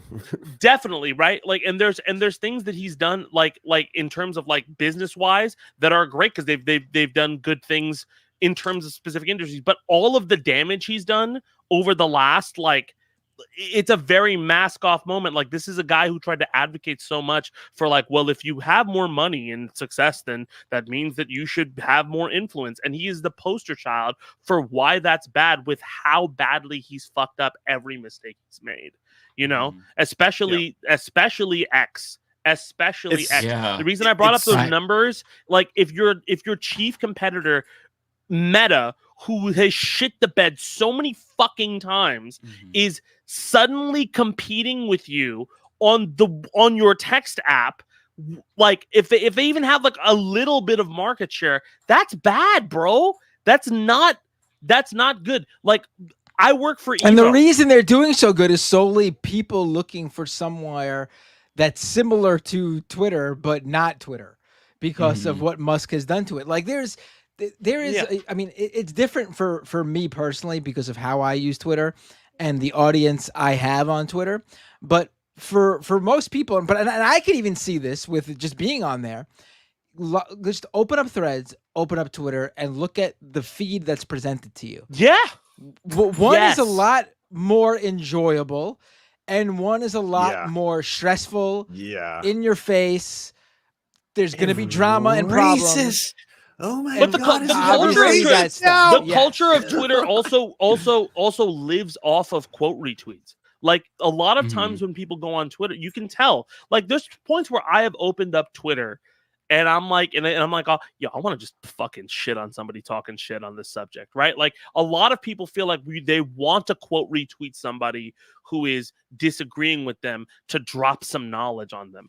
And first off, that's bad because it's antagonistic, and it's also bad because like why are you dropping knowledge like that? Who the fuck? Like who are you to on fucking Twitter, dog? Like there's been points where like Especially when my channels are take off, my girlfriend would come up to me and she'd be like, "Oh, what are you doing?" Like, I'm on Twitter, I'm responding to somebody. Like, she's like, "I want you to say that phrase out loud," and I'm like, "Oh, okay." And I have to back the fuck away from it. That works. They try to do that sometimes. Sometimes you'll get that warning where it's like a lot of users don't enjoy the way you're speaking right now. They're like, "Fuck that shit!" Like, double down, caps. I mean, we've been, and honestly, like, what is it like?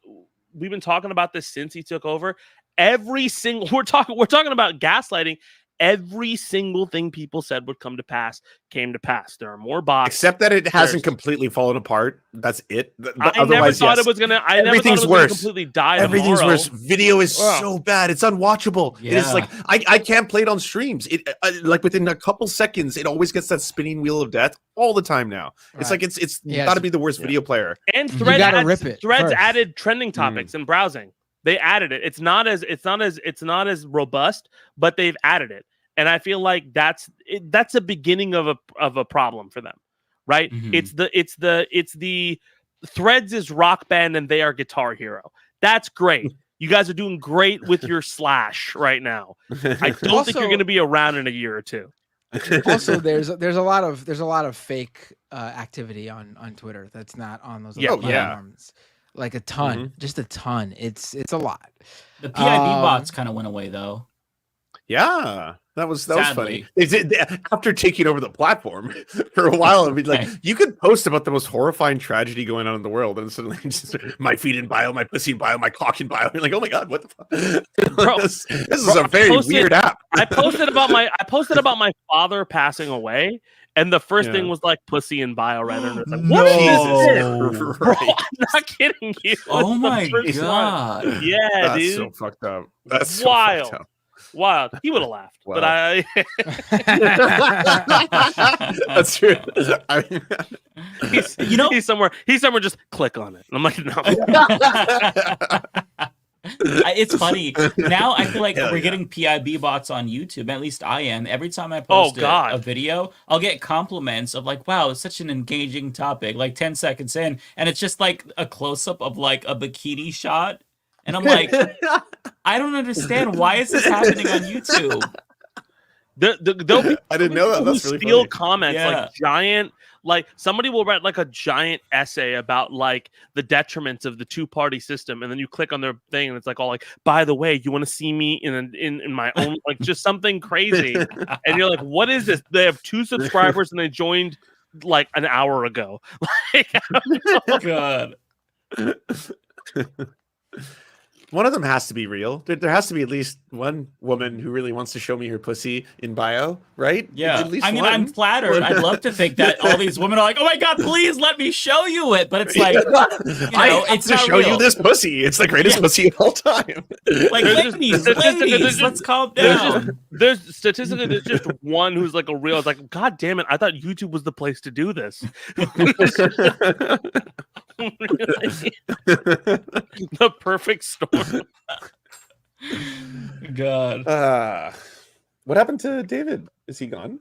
He said he wasn't feeling very good, so he was gonna check out. He said earlier he might because he wasn't feeling very good. Yeah. But did he? I don't think he said anything though, right? He just disappeared. No, he put a little note in the private chat.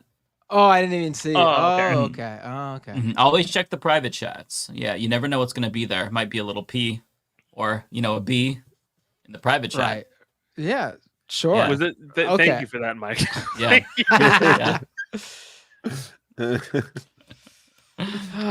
What else? The problem is we did like a speed run. Like, yeah, we definitely should have talked way more about that Trump interview than we did. We spent like 2 minutes on it. I'm down to go back and talk about the dumpster. I mean, I'd be down to watch some of the. Have you ever? First off, dumpster fires don't funny. Yeah, dumpster fires don't get less interesting the more they flame on. They just smell. Oh no. Like, it is. Yeah. Oh, it I is. have all it the is. clips. Yeah, it is so funny. Oh yeah, my I'll pull it God. up. I did a video on this, so I have all the clips like. Oh, in you order do? in Oh, the I didn't video. know. So let's start with the I'll pull it up. Okay, let's start with the first question. Then let's go to him claiming that Kamala isn't really black, and then let's go to the clip doing the one drop rule. Right, and then there was the clip I was trying to find before which was about JD Vance and whether he's ready. But we need the part before with the question. I just want to preface by saying that, like, when Joe Biden was in the worst of the worst, and when he was basically, I think it was during the BET interview, I remember thinking to myself at some point or another, this dude is going to drop some weird old-timey esoteric slur, because he's a racist, right? Joe Biden, 1994 crime bill. He's reverting to that kind of old, like, super predator shit in his own mind, but he doesn't know it. So I'm like, he's going to do something. He's going to say something, like, he's going to say a slur that we don't know, that we have to Google. And we're like, oh my God, ew. Something like that is going to happen. And so I was really scared about that. So I'm so happy they took him out. And now it's so profound how much, like, Trump is doing the same thing, right? Like, this is the guy who took out a newspaper ad for the Central Park 5. His brain is molding into goo. And he's just like, he has no other, like, he doesn't have another speed, essentially, except like attack, attack. Anyone who says anything bad about me, attack. I don't care. Fuck you. Well, and keep in mind that people were saying that this was a really hostile interview. She starts out by quoting him. And conservatives were like, can you imagine if Kamala was asked this? Yeah. Yes. Unbelievable. No, again, like, you can just see like the patience of black women who are consistently like condescended towards, told that like, oh, you're too loud, oh, you're too blah blah blah, all this kind of shit, and just like being so calm, collected, and doing journalism. It was journalism. Like, this is what you should do. You are across from the fascists. Also, it's your opportunity, But also, if you're like, I just don't understand like the idea of like people not understanding that if you're in that job, like that's like 95% of your job is taking hard questions. Mm-hmm. Like it's 95% of like, listen, like whenever you have like Biden has lost his job because he couldn't take hard questions. Period. Yeah, like exactly. That's 95. Like since fucking Teddy Roosevelt, it's been the bully pulpit. It is a very like front-facing job where you're supposed to look. It's the most front-facing job. Yeah, the most in the world. The most front-facing job in the world. Exactly, and it puts pressure on people with levers to do things that they need to do because their jobs are in danger for going against how strong of a front-facing thing you are. Right? The system is broken in that regard, but I don't understand how you jump on stage and you're not. Like, I get the Roy Cohn-ness of it all, of like just deny. But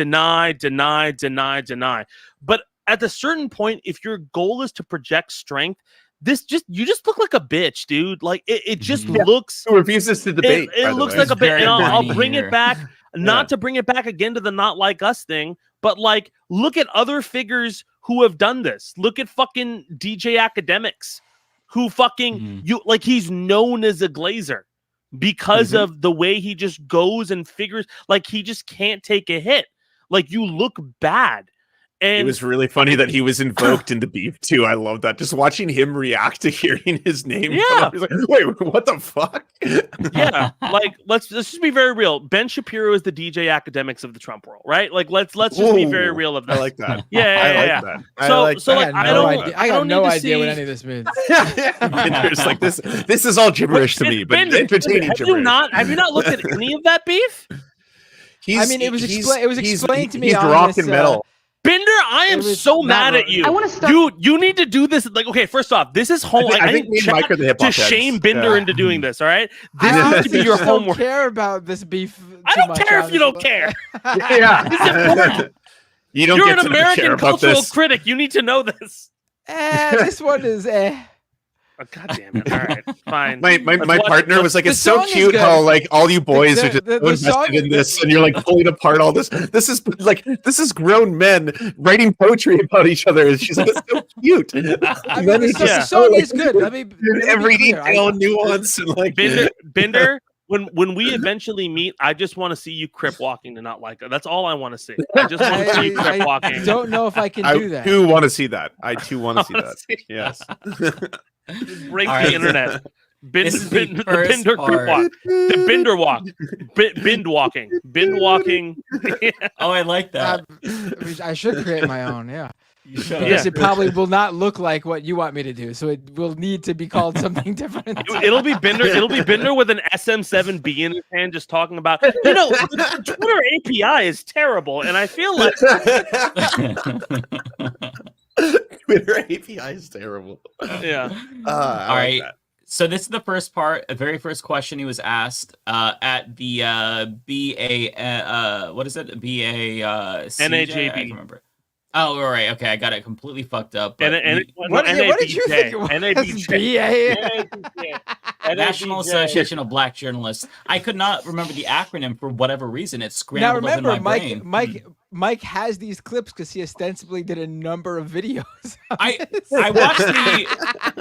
I prepared so much that I essentially watched this conference now at least like 3 to 4 times to prepare and to clip it out. So yeah, and still had no idea where he was. Apparently, no, it's just late. But also, why is Trump sitting in the most unflattering? Like he's sitting up, but he looks like it's just the most unflattering position. Like, bro, he takes the water bottle. He gets so mad that he takes her water bottle and starts twisting the cap and shit. Like it's really I didn't notice that behavior. When I watched it. Yeah, until somebody else pointed out. That was really weird. Oh yeah, I didn't notice that either. Yeah, I don't know if it's in here because I'm not sure where it is. But this is the first part. I want to start by addressing the elephant in the room, sir. A lot of people did not think it was appropriate for you to be here today. You have pushed false claims about some of your rivals, from Nikki Haley to former President Barack Obama, saying that they were not born in the United States, which is not true.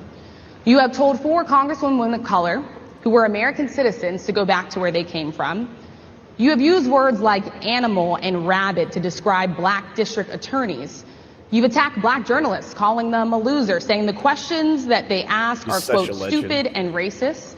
You've had dinner with a white supremacist at your Mar-a-Lago resort. So my question, sir, now that you are asking black supporters to vote for you, why should black voters trust you after you have used language like that? Okay, so we get to his answer. Whose channel is this? This is David trying Doel. to brand themselves before. Oh yeah, yeah. That was the Humanist Report, and asking Trump that question. Obviously, yeah. All right. His salty ass response is still so shocking. Like it's not shocking because it's Donald Trump, but you just think that he'd have at least a little bit less hubris.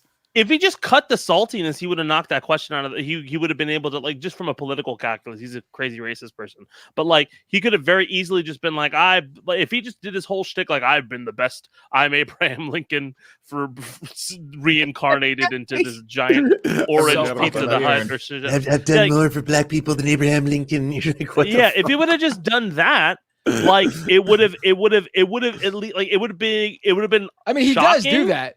He does do that. Yeah, but not after only. but you can't. You can't shit on the floor and then bring pizza and then being like, "Hey, isn't this great?" Like, no, you shit on the floor first before you brought the pizza. His dialogue tree goes like this: either brag or attack. It's that. That's the all he can do, right? And so that's like this entire thing. He just switches between bragging and attacking. It's one of the two. Like, I love how this first part is so bad, but like somehow it gets even worse after this, which is mind-blowing to me. It's so mind-blowing. Okay, so this is his salty response. Well, I don't think I've ever been asked a question so in such a horrible manner. First question. You don't even say hello, how are you? Are you with ABC? Of 1,000 N-words. Fake news network, a terrible 1,000 N-words. How could you? I think it's disgraceful that I came here in good spirit. I love the black population of this country. I've done so much for the black population of this country, including employment, including opportunity zones with Senator Tim Scott of South Carolina. I think it's a very rude introduction. I don't know exactly why you would do something like that. And let me go a step further. I was invited here, and I was told my opponent, whether it was Biden or Kamala, I was told my opponent was going to be here. It turned out my opponent isn't here. You invited me under false pretense. That is an and then you said, lie. you can't do it with Zoom. Well, where's Zoom? She's going to do it with Zoom, and she's not coming. No, she's not. And then you were half an hour late, just so we understand. I have too much respect for you to be late. They couldn't get their equipment working or something Mr. was President, wrong. I would love I think if you it's can a answer the very question nasty on your rhetoric question. and why you I have believe that answered black the voters question. should trust you with another I 4 have years. been the best president for the black population since Abraham Lincoln. That's my answer. Better than President That's Johnson, my who signed the answer. Voting Rights Act? And for you to start off a question and answer period, especially when you're 35 minutes late because you couldn't get your equipment to work in such a hostile manner, I think it's a disgrace. Jesus Christ. Because you couldn't get your equipment to work. Like, he doesn't know. Like, that's such a rich asshole thing to say to somebody who's a member of a crew. Just like, you couldn't get the equipment to work. Bitch, you shut the fuck up. Like, right. you know how that shit works, bro. Shut your fucking mouth. Get out. And like, you thought like Joe Biden's gonna be there so you can have a mock debate there. You're so full of shit. He did not So think full of that. shit. He's running from that shit. Yeah, of course. You think Joe Biden's like, oh yeah, we had that bad interview with Stephanopoulos. We're gonna book this as well. Get out of here, bro. Get out of here. This next clip is a quick compilation of just like the times that he took some pot shots at Rachel Scott, which is the woman who asked the first question. And it was so random. Like, he blamed her for the audio fuck ups and whatnot. It's very weird. So I'll just play this. It's pretty short. This woman was unable to get the right equipment, but it's very hard for me to hear you, but I can hear every other word. It's very difficult, actually. But so I don't know if they can fix it or do something with it, but I'll do the best I can with it. Yeah. And 2 days after that, I cannot understand your microphone. I know, is so it is really hard for me to mean, it's understand just, you too. I can understand you perfectly. Because she's closer. I can understand you. I'm happy to hear that, sir. But I can't Really happy to hear understand. This is an attack on a political opponent. I have another one where I Sir, if have you a don't mind, I'd hostile love judge. we have you for a limited time, sir. I'd love to move on to different No, topics. excuse if me. we You're the can. one that held me up for 35 minutes, just so you understand. But here's the question. Would you consider stepping down if you felt that your health was declining? Or would you? Oh, absolutely. And who would make, I think I'd know. How would you make that decision? I think I'd know. Look, if I came onto a stage like this and I got treated so rudely as this woman treated Oh my goodness. me, Oh my God! Shut the fuck up. The fact that Harris just Faulkner can't help of Fox himself. News was like, oh my goodness. I mean, that's when you know you He just fucked can't up. help himself. He just can't Yeah. help himself. Do you have the demon. yeah, I mean, because she asked him. And listen, like, she asked the question straight up. Oh, hey Mike, too how are close, you? Sorry. She asked the question exactly how you did that. those You did that. questions- Oh, sorry. That's it. That's just my YouTube channel, my well-known YouTube channel, the Humanist Report, which you can subscribe to. But I mean, she Just asked kidding, the just kidding. questions exactly how they should be asked. Like, she didn't do Yeah. anything wrong. Like, she wasn't even rude. She asked a hard question, sternly and professionally. I'm sorry if he's used to, like, someone throwing him softballs and being all friendly and giggling as they're talking to him. Like, maybe he gets on, like, Fox and Friends and stuff like that. Well, but do you think he's even following the like Roy Cohn like because that's the thing everybody says, he's the counterpuncher, right? He always talks shit. But like, do you think, I don't even know if he's following that handbook anymore, because you got to know that like it feels disadvantageous to do it in this situation, and you would kind of you would probably play it a little bit differently. But the fact that he keeps going back to it, I understand. Like, well, sorry, I understand the narcissism of it, right?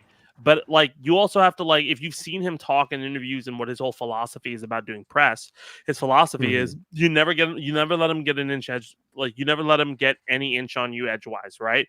And a way to do that is to pivot, or is to direct the question. If he keeps going back to this one grievance he had, he sees that he's being booed, like it's not working. Well, there's a Fox News host on there as well who's not particularly happy, it feels like, Well, it also just shows you how they've always been in this weird safe space, like weird echo chamber. Like they're not used to having people confront them about the actual things they say out loud, right? Like if you are consistently doing this weird little circuit where it's like Breitbart, then Fox News, then all this other shit, Tucker Carlson, all these other shows, you're not going to have anyone just be like, that's profoundly gross. Like this opinion or take or idea you have is really sick. Like, no, half the population shouldn't have to show you their menstrual cycle charts, and you shouldn't have an app that tracks their wombs. Like, this shit is profoundly gross, right? But like, you don't get that when you just go on this circuit. Like every video that like a Ben Shapiro or Tim Pool or Steven Crowder made about the whole weird stuff, within minutes they were saying the weirdest fucking shit right afterwards. Like, I don't know if you watched the Making Kelly and Ben Shapiro one. Literally a minute later, he's like, "Oh, they're the weird ones. They have giant kitties in the White House killing giant Jason. And you're like, oh my god, this is so weird. I don't pay attention to Megyn Kelly and her like poorly optimized YouTube dog shit channel. So I'm not gonna fucking Yeah, it's so bad. Dog so shit bad. chat. Like, and then on top of all of that, like I don't even know why Jesse Waters is speaking.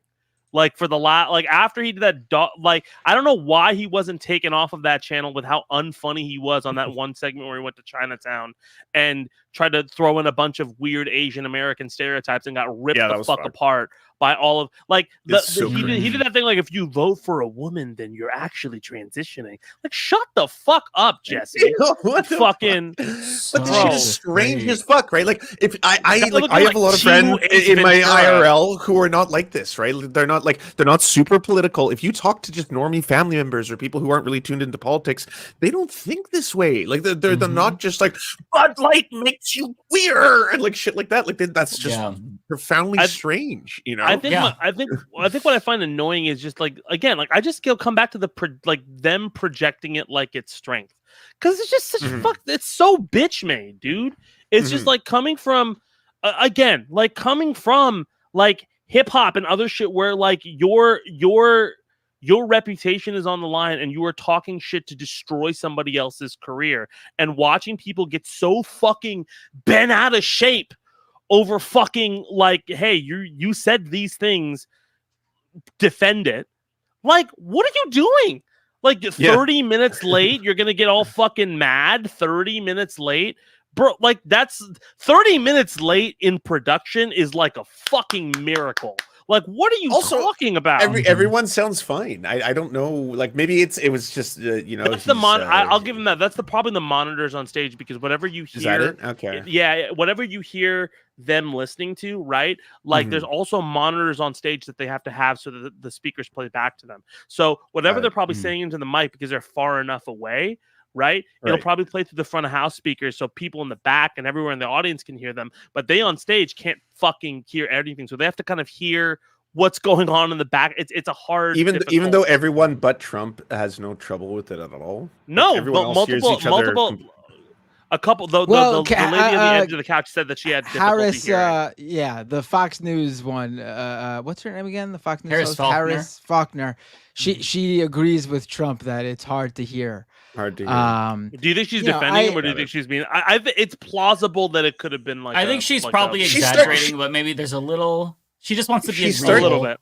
She started out kind of giving him softballs, but as it goes on, because he's just being so profoundly strange and racist, like eventually it got to a point where I think everyone roasts him. Like by the end of it, I was like, everyone is lighting. She asked you some up, pretty pointed questions, like about JD Vance, and you know, she for the most part, she wasn't her typical Fox News self. She had the kid gloves on, right? But she still was trying to like get him to answer questions that he obviously didn't want to answer. This next part, by the way, so this is when this is the worst part of the whole interview, where he talks about Kamala not being black, and then he went on Truth Social and doubled down and shared a video of her with Mindy Kaling, and they're doing some South Indian recipe. That's why Charlie Kirk and everyone else is showing that video.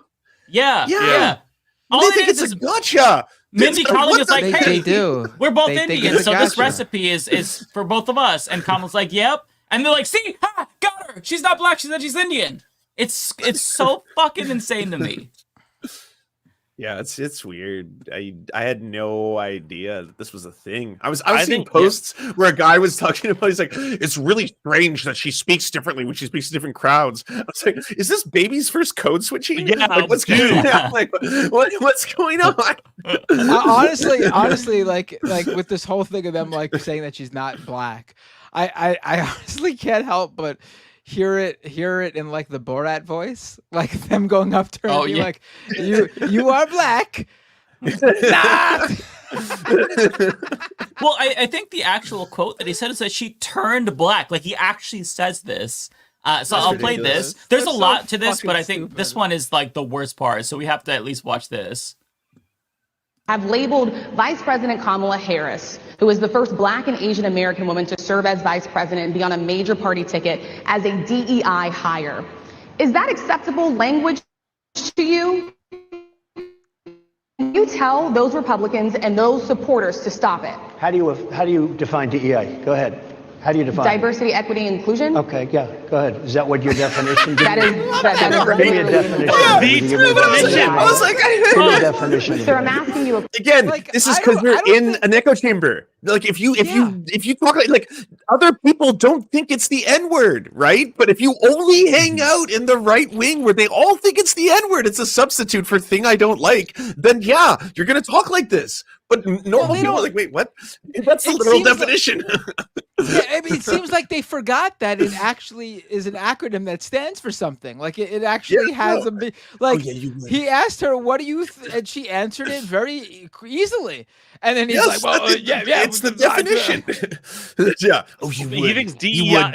Literally, DEI is a verb. Like day is a verb. Yeah. He thought it was a gotcha. He's like, oh yeah, well, let's see you define DEI. Yeah. You got me, sir. That's what she expected. I just, oh man, I love how she's like, that's the literal definition. My grandpa's deck has no pathetic cards, Kaiba. Just racism. This shit is still wild to me after watching this so many times. All right, here's the second part where it gets way worse. Wow. No, you have to define it. Define it for me, if you I would. just defined it, sir. Do you believe that Vice President Kamala Harris is only on the ticket because she is a black woman? Well, I can say no. I think it's maybe a little bit different. So, I've known her a long time indirectly, not directly, very much, and she was always of Indian heritage, and she was only promoting Indian heritage. I didn't know she was black until a number of years ago when she happened to turn black, and now she wants to be known as black. So I don't know, is she Indian or is she black? She is always identified as a black woman. I respect either one. I respect either one, but she obviously doesn't, because she was Indian all the way, and then all of a sudden she made a turn, and she became all the way. Come on, now do you see it? Now do you see that this was worse? Somebody should look into that too when you ask continue in a very hostile, nasty tone. It's a direct question, sir. Do you believe that Vice President Kamala Harris is a DEI hire? He's like, did you all see what's her face? Laura Loomer was doing the birth certificate, posted their shit. There is nothing here to indicate someone could be African or black. And I was like, in the thing that you just posted, Jamaican father, right there.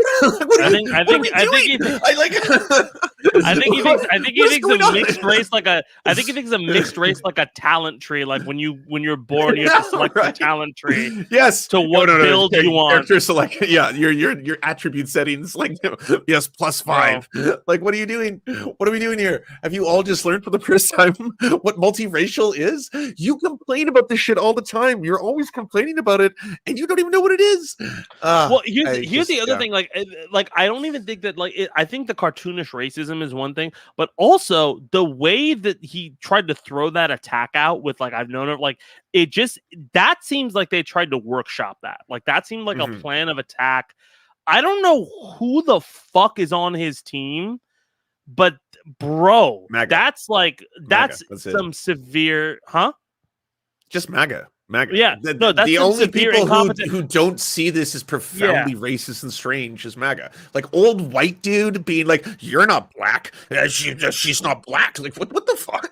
But that's such a bad line of attack. That's such a bad line of attack. You know that's not going to play well to independents. You know that's going to Also, you have been trying so fucking hard while saying the worst shit over the last 8 months to not bring up birtherism again.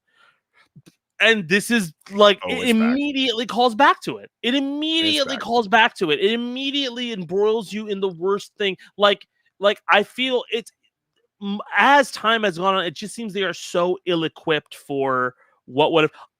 Part of me thinks about it this way too. Is so much of their campaigns, Biden and Trump's, were built on. They were trying to buff themselves up, but it just the majority of the electorate doesn't like these guys. They are the most reviled candidates in history. It's a gross ass ticket. Yeah. It's a really gross ticket. One of the grossest tickets in American history.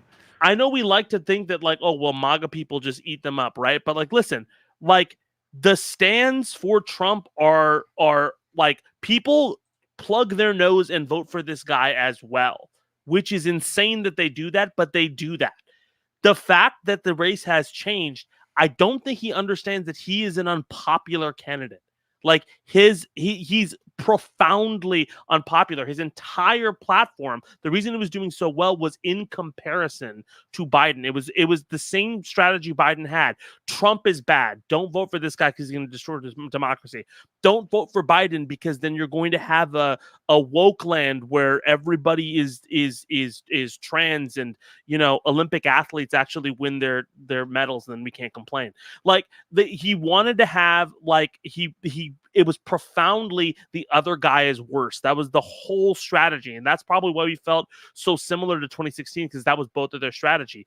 Now the race has changed and it's not the other guy's worse. This is also, we have this historic candidate. This candidate is better. And they're still feeding in the other guy's worse without understanding that they are profoundly damaged with the way things have changed. The latest poll that came out today was +7 Harris. It's been was this national? Yes. Wow. And by the way, there's three fucking swing state polls where she's taking a lead. Mm-hmm. Like, which is crazy. So there was a poll from what was it? Bloomberg. I can't remember. Morning Consult, where it was a swing state poll showing her +11 in Michigan. And I talked about that in my video today. And I'm like, I think this is probably a sampling error or an outlier because I can't see this being, you know, that far away. This is going to be close. And then another poll came out, I don't know who did it, where she's at +7 in Michigan. So it's like, so it might actually not be an outlier. Like she might actually be ahead. It might be a trend. Liberals, we told you. We told you. So listen to the left. We have been telling you this for so long. Like, and we what are we telling you about Shapiro? I saw somebody say I turned into a commentator. Like I literally have a video series called Zaid Talks. Like like of course I'm a commentator. Like what are you talking about? Like I'll give you the news and I'll give you commentary too. Zed? Why are you bringing politics into this? Yeah, you're probably more knee deep in the news than us because not only do you see the news and read the news, you have to like write songs about the news, which is infinitely more difficult. Bro, I'm trying to and I try to be like, look, even if you take my opinions and what I feel is right or wrong out of it, this is what the race is. That's objectively what it is. Literally, the race has been about who is more negative from jump since August of 2023. It's not about that anymore. If Donald Trump would have came out to the NABJ and would have been like, hey, I am the greatest, I'm like the Bill Clinton strategy. I'm actually the first black president, even though it's a really fucking racist thing to say, right? I've done more for this community for this reason. They love me here, blah, blah, blah, blah. Tons of people would have disputed it. Tons of people would have said some shit about it, but it goes with his tone. He would not have, he just didn't need to flub that. He just needed to have that as like a little sign tent post that he's showing up and not being crazy. That's all he has to do. The more combative he is, it brings back every bad memory you had of him. Yeah. And he doesn't have somebody to compare it to now, right? Mm-hmm. Because as much as Harris is tied to a lot of the Biden administration's issues with Gaza and with, I don't know what's going on with her, like talking up the border and shit like that. She's kind of fucking up on that. But like all of these other issues that they can hit her on, right? It doesn't really work because let's be very real. Biden has been the one in the headlines. Harris has not. And she's consistently signaling that her campaign is trying to take a different tact and have a different face on everything. It's the one really smart decision the Democratic Party has really made in a campaign in years. In years. So like, I think what I'm so profoundly taken aback by is like, the amount of money and time the Republican operation tried to really figure out to try to make this comeback happen. They tried to make Donald Trump's comeback, which is very hard after you cause a fucking insurrection. Like they tried very hard to make that happen, and they're shitting the bed right now. It's like it's either they're just profoundly incompetent, or they really don't know how to deal with this, right? Yeah, which makes them profoundly incompetent. Mm-hmm. Yeah, as Nikki Haley said, of all people, the first party that replaces their old candidate, they have a better chance of winning. I'm paraphrasing, but like I think that what she said was absolutely spot on. Everybody felt it, and right now it looks really good for Kamala. Things can change, but I mean the trends right now are not looking good for Donald Trump, and him just doubling down on the she's not black and things can change. Yeah. Did she pick somebody? No, we're saying don't pick Shapiro. But don't pick Shapiro. Don't pick Shapiro. That'll be a disaster. Or Kelly. But yeah, I agree with everything. Kelly, right. I think she could weather. I think Shapiro has too much baggage, sexual, especially over the last cover up, like the allegations. That is going to be the biggest albatross. You also lose the uncommitted voters. You lose all the uncommitted voters immediately if you pick Shapiro. Yeah, you can't. You can't have someone comparing Palestinian protests to the KKK. That's Bashir is also really strong. Bashir, I think what's wrong. I think also like also there was something about Tim Walz also having some issues with like the way he handled protesters and everything like that in general. I think in general like it's more than. I think we're still thinking about the electoral map is important, right? But politics have become more identity-based and nationalized, right? And of course, like if you're trying to pick somebody, wrestling now. Yeah, I mean, I think if you're trying to pick somebody, Hogan's out there, baby. Come on. I understand the idea of like trying to pick Shapiro because you want to shore up Pennsylvania, but I don't think that's a good electoral strategy. Especially with the last like 48 to 72 hours, like if we removed our morality out of it, which is hard to do because everybody puts their morality into what they want to do with voting. But like even if you removed your morality out of it, it's just a bad strategic pick, right? Yeah. You know, it's not going to give you the 3 to 4 points you need, like in a meaningful way, and then you have to go back through the Sun Belt to make it happen, right? Yeah, she you can want to win be able to control the news cycle without him. That's like you can't just you know, I get it, it's a lot of electoral votes like 1920. I get that that's important, but there's so much that you're losing, so much that you risk losing in picking somebody like that. So we find out on Tuesday. You have a different coalition too. You have a different coalition than Biden does. Like it's becoming more and more apparent how much your coalition is getting reactivated over the last, and then also it like I think the biggest thing also is like you're getting the Biden voters to come onto your board. The biggest issue they've had, and we were talking about the TikTok like fight between leftists and everybody like that. The biggest thing that signals is it keeps you want to control the news cycle for the next fucking 100 days, right? Like the biggest advantage you got by switching people out was that now all of the news is who's going to be your VP. What's Kamala going to do before? Everyone forgot about the assassination. That's one of the most batshit assassination attempts in world history. They're so pissed. They're so pissed. People moved on from it. They're so angry. And then also you have a convention coming up, right? If your convention is like it just needs to be like stress free. I'm not gonna like I worry about like Shapiro being picked and everything like that, but like she has advantages. I think that she can possibly, but it's just not a good idea, especially in the last few days with the amount of information that's come out, the amount of stuff that's come out against him. You know, like it just doesn't work. Part of me thinks that her team is going, you need to pick this because it's an electoral advantage. And part of me also thinks that they're having other people in their back pocket because they want to see how things play. I also I don't think X is the best indicator like for public opinion just in general, even though we like to think it is because everybody it's a bad indicator for public opinion because everybody Hitler's bunker. That's what it is.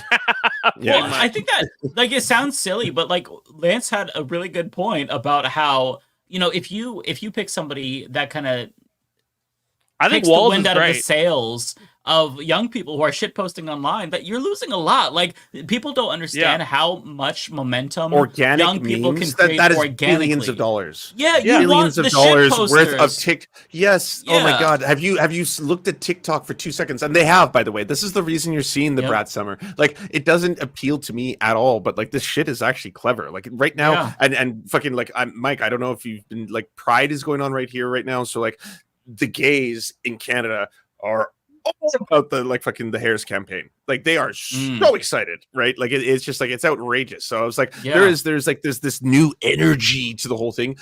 do not shit on that. Like that. Yeah. That again it's You so cannot valuable. underestimate that. No. I mean, people don't understand. Yeah. Like, if you go back to 2016, like with the Donald and whatnot, all that energy. Like, even if you hated Donald Trump, you can't deny the energy from people that were shit posting and joking about it and having a good time. Like, those things are very helpful. Like, it's not decisive at the end of the day, but it's just like that extra boost that gets other young people who are, they're not paying attention to politics, but they see the memes and they're like, hey, what's going on? Like, you can't underestimate the value of that. And so, like, she just has so much going for her. And right now, you don't need to kill the momentum, expand it, and that's how you really, like, you could crush it, I'm not saying that if she picked Shapiro, the momentum would die, because like Zeb was saying, like, I think that, like, we're overestimating how much people on Twitter are going to, like, dictate the election. But I mean, still, Shapiro's a bad pick, but like, if you think about the uncommitted movement alone, that's a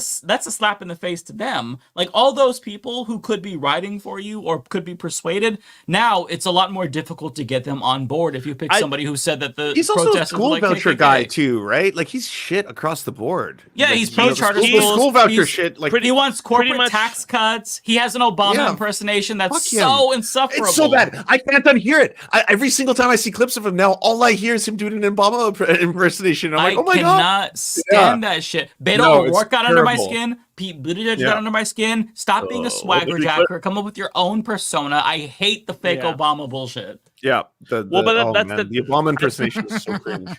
I think the other thing about, oh my god, I just completely forgot. I had a really good point and I completely forgot it. You were talking about, what were you saying, Mike? You were saying about before about Shapiro and I think the thing about it too is like it's not necessarily that she'll like it's the momentum that you get.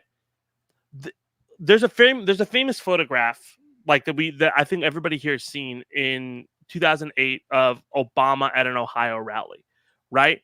The photograph went wild online at the time in MySpace or whatever the fuck you were on, like, back in the day. Whatever right? Yeah. I'm old as fuck, bro. I think it was MySpace back then. Oh, we're all it was MySpace. Yeah. My beard dye is going wild right now. So like I think something that people ICQ? don't remember is like when that wait, was that again? What? Do you use ICQ? Did any of you use ICQ? Am I the only one? ICQ, the chat thing. I remember ICQ. That's back in the I'm MIRC AIM guy, but like pretty much what ended up happening was as soon as that it was basically Obama at a rally, and there was like it was in Ohio, and it was just fucking a sea of people, and I remember that happening, and people said like, this is getting wild, like this is getting crazy, and at that point I just remember being like, oh, he's gonna win this shit, like that's just, it's over, like how the fuck are you gonna, how do you compete with that? How do you deal with that, right? And like Donald Trump can brag about his rallies, but like that was like a fucking checkmate kind of move. Like, okay, something is going crazy, and then you started seeing people like, oh, I want to be part of something historic. I want to vote this person in, and that became the conversation. Hillary Clinton never hit those heights where you're selling out all of Ohio because there were so many reservations that she had that she didn't adequately push off, and part of me thinks that that's where this is trending towards for Kamala, right? I think Trump wants that enthusiasm, and that's what he always wants to kind of like, because he has this chip on his shoulder because he's so mad at fucking Obama for all these years. And I think he needs pardons now too. Let's be clear. Like, the guy needs it. He's going to be sentenced. Like, we forget about that, but a judge is going to sentence him to something. These, what does that 37 counts or whatever? That's coming. Doesn't the Supreme Court decision undercut that technically? Well, like there's still what delayed it. Which one? Case? Well, I was going to say the one that gives him superpowers. Yeah, the one that makes the one that makes him find the Infinity Gauntlet, and then he can snap his fingers, and Robert Downey Jr. comes back as new. Yeah, the one where he was convicted already isn't necessarily germane to that. So I mean, it was delayed just to kind of be a little bit more scrupulous, but he's still going to be sentenced in September, and we don't know if that's community service or prison. But I mean, it's still he needs that pardon. He needs to win for his own ass. Do you guys think that if Trump had dropped out? Do you guys think that if Trump had dropped out instead, and we gotta like. Do you think it would have been the reverse if we got like let's say JD Vance, let's say JD Vance stepped up to the plate. And and he's the. Do you think that he would have had the momentum? Do you think it's a young thing, or do you think it's Kamala herself? It's probably both. I think that people didn't really have people didn't really know Kamala. They just had like this negative opinion of her. Yeah. She was hidden away. They just heard attacks. But now that she's speaking, people are rethinking Kamala. Like those opinions were not set in stone. They're just like, actually. She was it's only now we find her ironically funny. Now as soon as you cross over and you start getting that kind of like the cool aunt, couple Chardonnays and Aperol Spritz in the afternoon, little Valium, and then all of a sudden she's like waxing poetic on all this strange shit, being like, I love school buses and Venn diagrams. Like it's a little endearing and dorky. Yeah, you can't. You know what? I fuck with this. I think also there's a difference between her like when she didn't have the nomination. You can sense like there's always this kind of desperation with politicians that they're just like, oh man, like you guys got to pick me or I'm gonna be, and that just kind of bleeds into their campaign a little bit. I think that like if you notice, like Pete Buttigieg was doing so well when the Democratic primary was going on, and then as time went on, he just became more and more insufferable with the way he pivoted, like to more of the sense, like it became worse and worse. I think her just having it, just being like, okay, well, yeah, I'm in the seat. She's a little bit more free to be like, okay, let me just shape this, because she seems more at ease with the way she's speaking and the way she's doing things. Yeah, she's really found her than like she mojo. Ever did. It was a lot for like she had that one moment in the first debate where she called out Joe Biden for being racist and then was like, I'm gonna be your VP, bro. But like but I think the first debate like she had that strong thing, and then she came up in the polls. She went down in the polls because that's how fucking primaries work, because they're dumb. They're necessary, but like the way fucking horse races and shit like that work in general. And also there was like 35 people running too, so it was very hard to maintain a lead. Oh man, that was wild. There was multiple nights with like, all right, we have the B team coming up. So the B team debates, because there would be so many people. There's like just too many people already. Like everyone wants to be president right now. You saw the LeBron James of the Democratic Party. Now wait for the Bronny James of the Democratic Party, averaging 2 points a game, and his father brought him here. I think that the thing with Kamala is that she's always had fairly good political instincts. Like she has one of the most progressive voting records as a senator. And when she was running, she was very progressive the first time. She supported Medicare for All. The problem is that she doesn't stick to her guns. Like she ran away from Medicare for All. And that's when her campaign started to kind of collapse, where she's like, actually, I don't want to get rid of private insurance. And then towards the end, like this tells me she can be bullied. We can bully her, which is a good thing.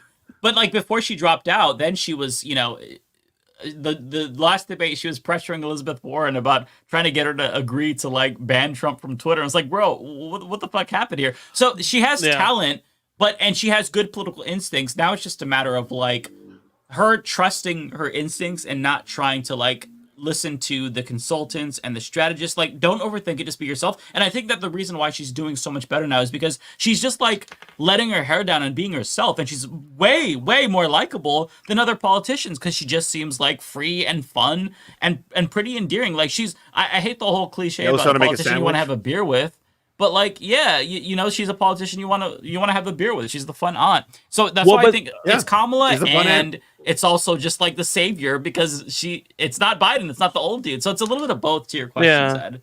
No, for sure. And I think also the marketing side of things, like if you're looking at like, just because elections are just giant fucking marketing popularity contests, right?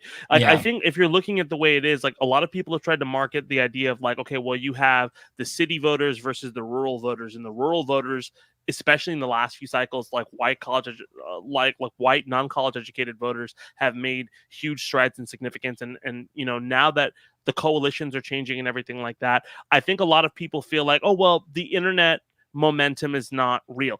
to be fair, I think we talked about how X is not like really indicative of people. But what I think is interesting about specifically social media platforms and memeing and all of those kind of things, which the Trump campaign figured out, and I think the Harris campaign is figuring out a little bit more, and Biden kind of figured out with the Dark Brandon thing, is that you're not going to have an immediate effect by playing into this kind of stuff, but you will have a long-term effect if you play into it. So like Brat Summer, not everybody is a Charlie XCX fan, but when they just hear it from the side that something is happening, they'll jump onto it and they'll be more akin and more receptive to it as time goes on, right? And if people think a party is happening and they're not a part of it, like everybody's having fun somewhere and they're not a part of it, they feel more gravitated to try to find out and investigate it and become a part of it. Like, so not everybody's gonna see your meme on Twitter,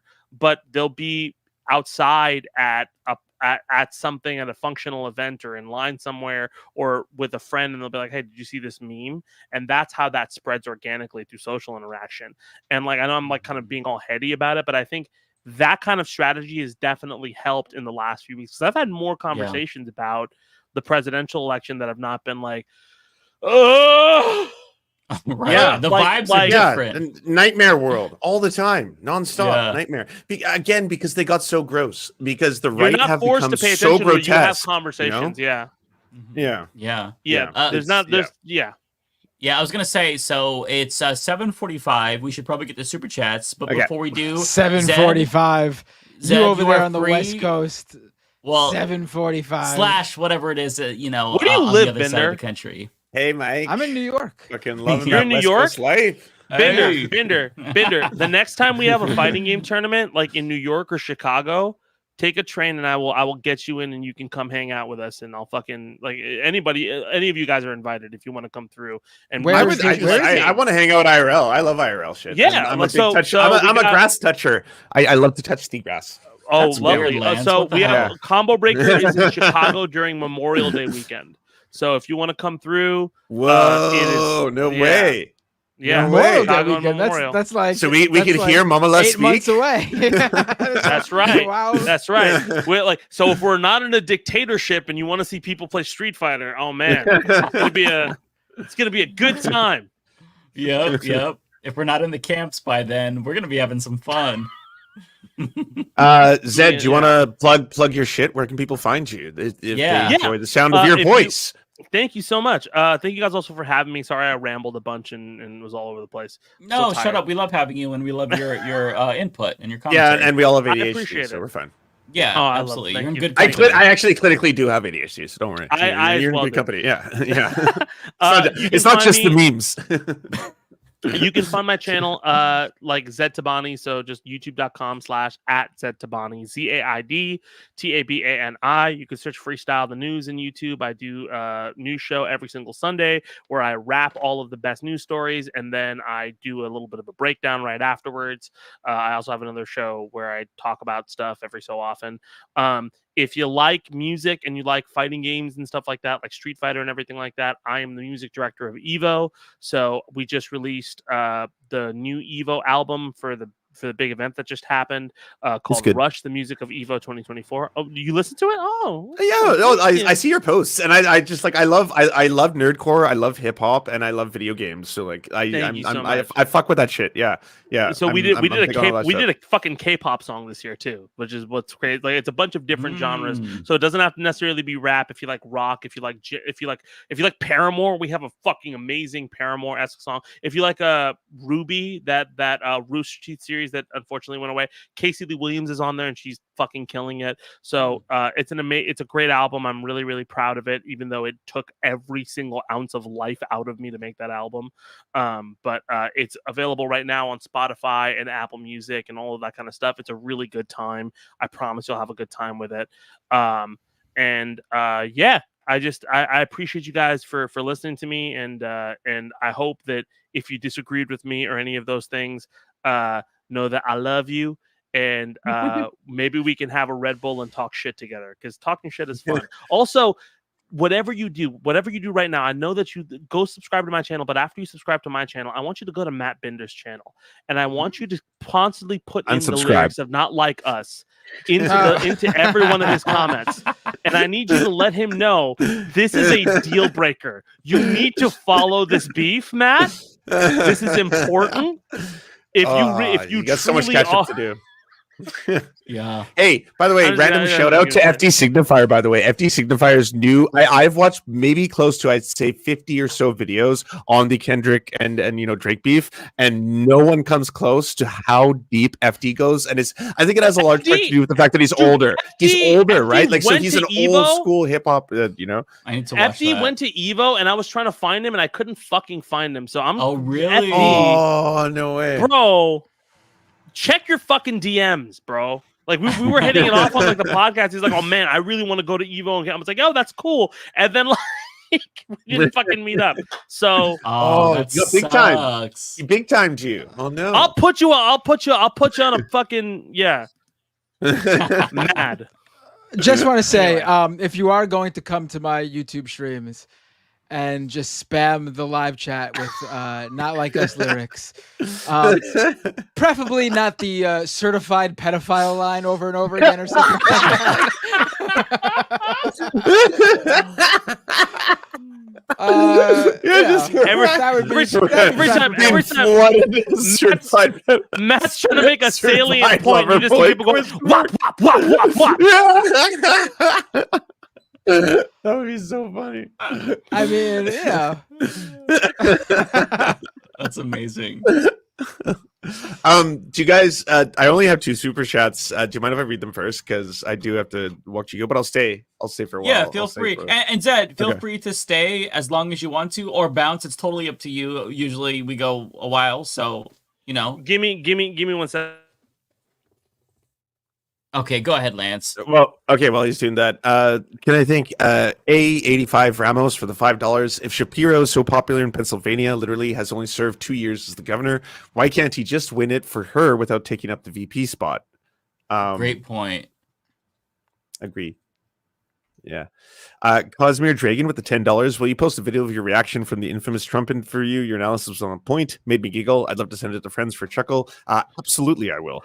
Layla Spellwind with the £5. I initially didn't like you. I don't know why, but I'm here now. Wishing you a lovely day. Thank you for the content. That's probably the most wholesome super chat I think I've gotten in a long time.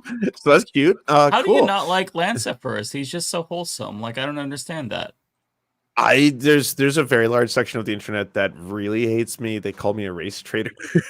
A lot of the alt-right and the far right, like, they have a weird, like, I'll find people will send me links like, hey, have you seen this? And I'm like, ugh, it's gross to look at, because it's like people just like going into weird details about like, he's a race traitor who like betrays the white race and all this other shit like that. And you're just, this is profoundly strange people. So it's you know what's interesting is I've never been called a race traitor by the right, and that's because they assume I'm not of their race. Yeah, I've heard that. Yeah, but when I saw your last, I thought the same thing too. When I saw you, I thought you were mixed race. When I saw my, well, I guess you technically are, right? Italian and Jewish, but like, That's not mixed race. No, I'm white. It is. Yes, so am I. But my mom's indigenous, but I'm white, right? Like, it's the thing is, like, how do cops treat me? White as fuck. I have talked my way out of every police encounter that I've ever had, because yes, I do have that privilege, kind of thing. I didn't know Matt was white. I thought you were like Irani or something like that, dude. Oh yeah, everyone thinks I'm either Latino or Middle Eastern of some kind, or Indian. I get, any of those three. You get Indian? I do. I mean, my last name's Binder. My last name's Binder, so that's sort of it makes them. But it's actually like a German, like a Jewish German last name. Oh, you're a spy, dude. What the fuck? I'm a lot of things, but all of it white. Yeah. Different kinds of white. I'm Prussian. I'm British. I'm Italian. I'm Ashkenazi Jewish. Not sure what Prussian I am. My assumption is German, because Prussia no longer exists. So, and it split up, but who knows? I'm a lot of things. People are saying you're the bad guy from Reacher season 2. I assume that just means What is that? I missed it. What is Reacher? Who's the bad guy in Reacher 2?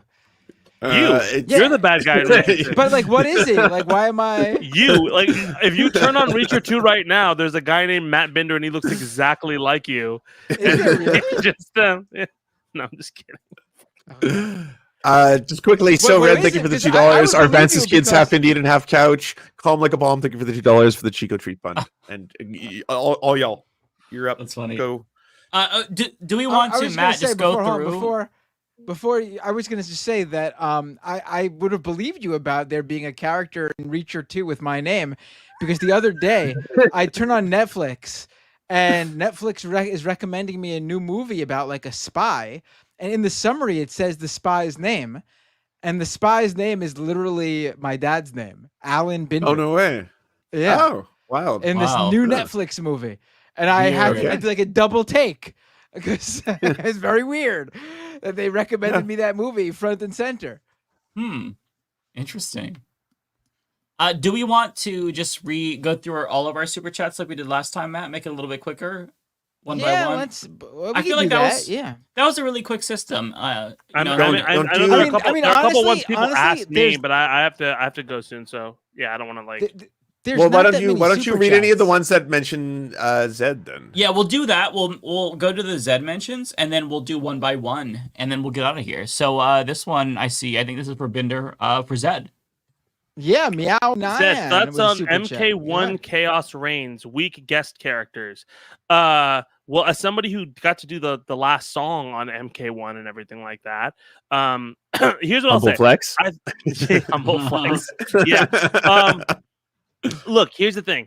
As somebody who has seen a lot of like fighting games and stuff like that go through periods where they're trying to get guest characters, they're trying to make sure they pivot, you know, in a very difficult cycle, because they're going through a lot of difficulty there. Not necessarily because of the developers there, but because Warner Brothers is going through a lot of crazy shit.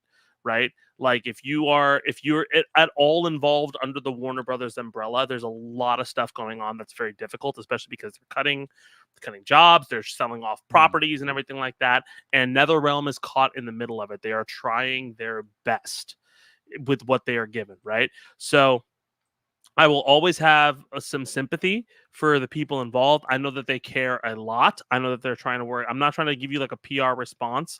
I think that you can't talk shit. You're contractually obliged. No, I can talk shit.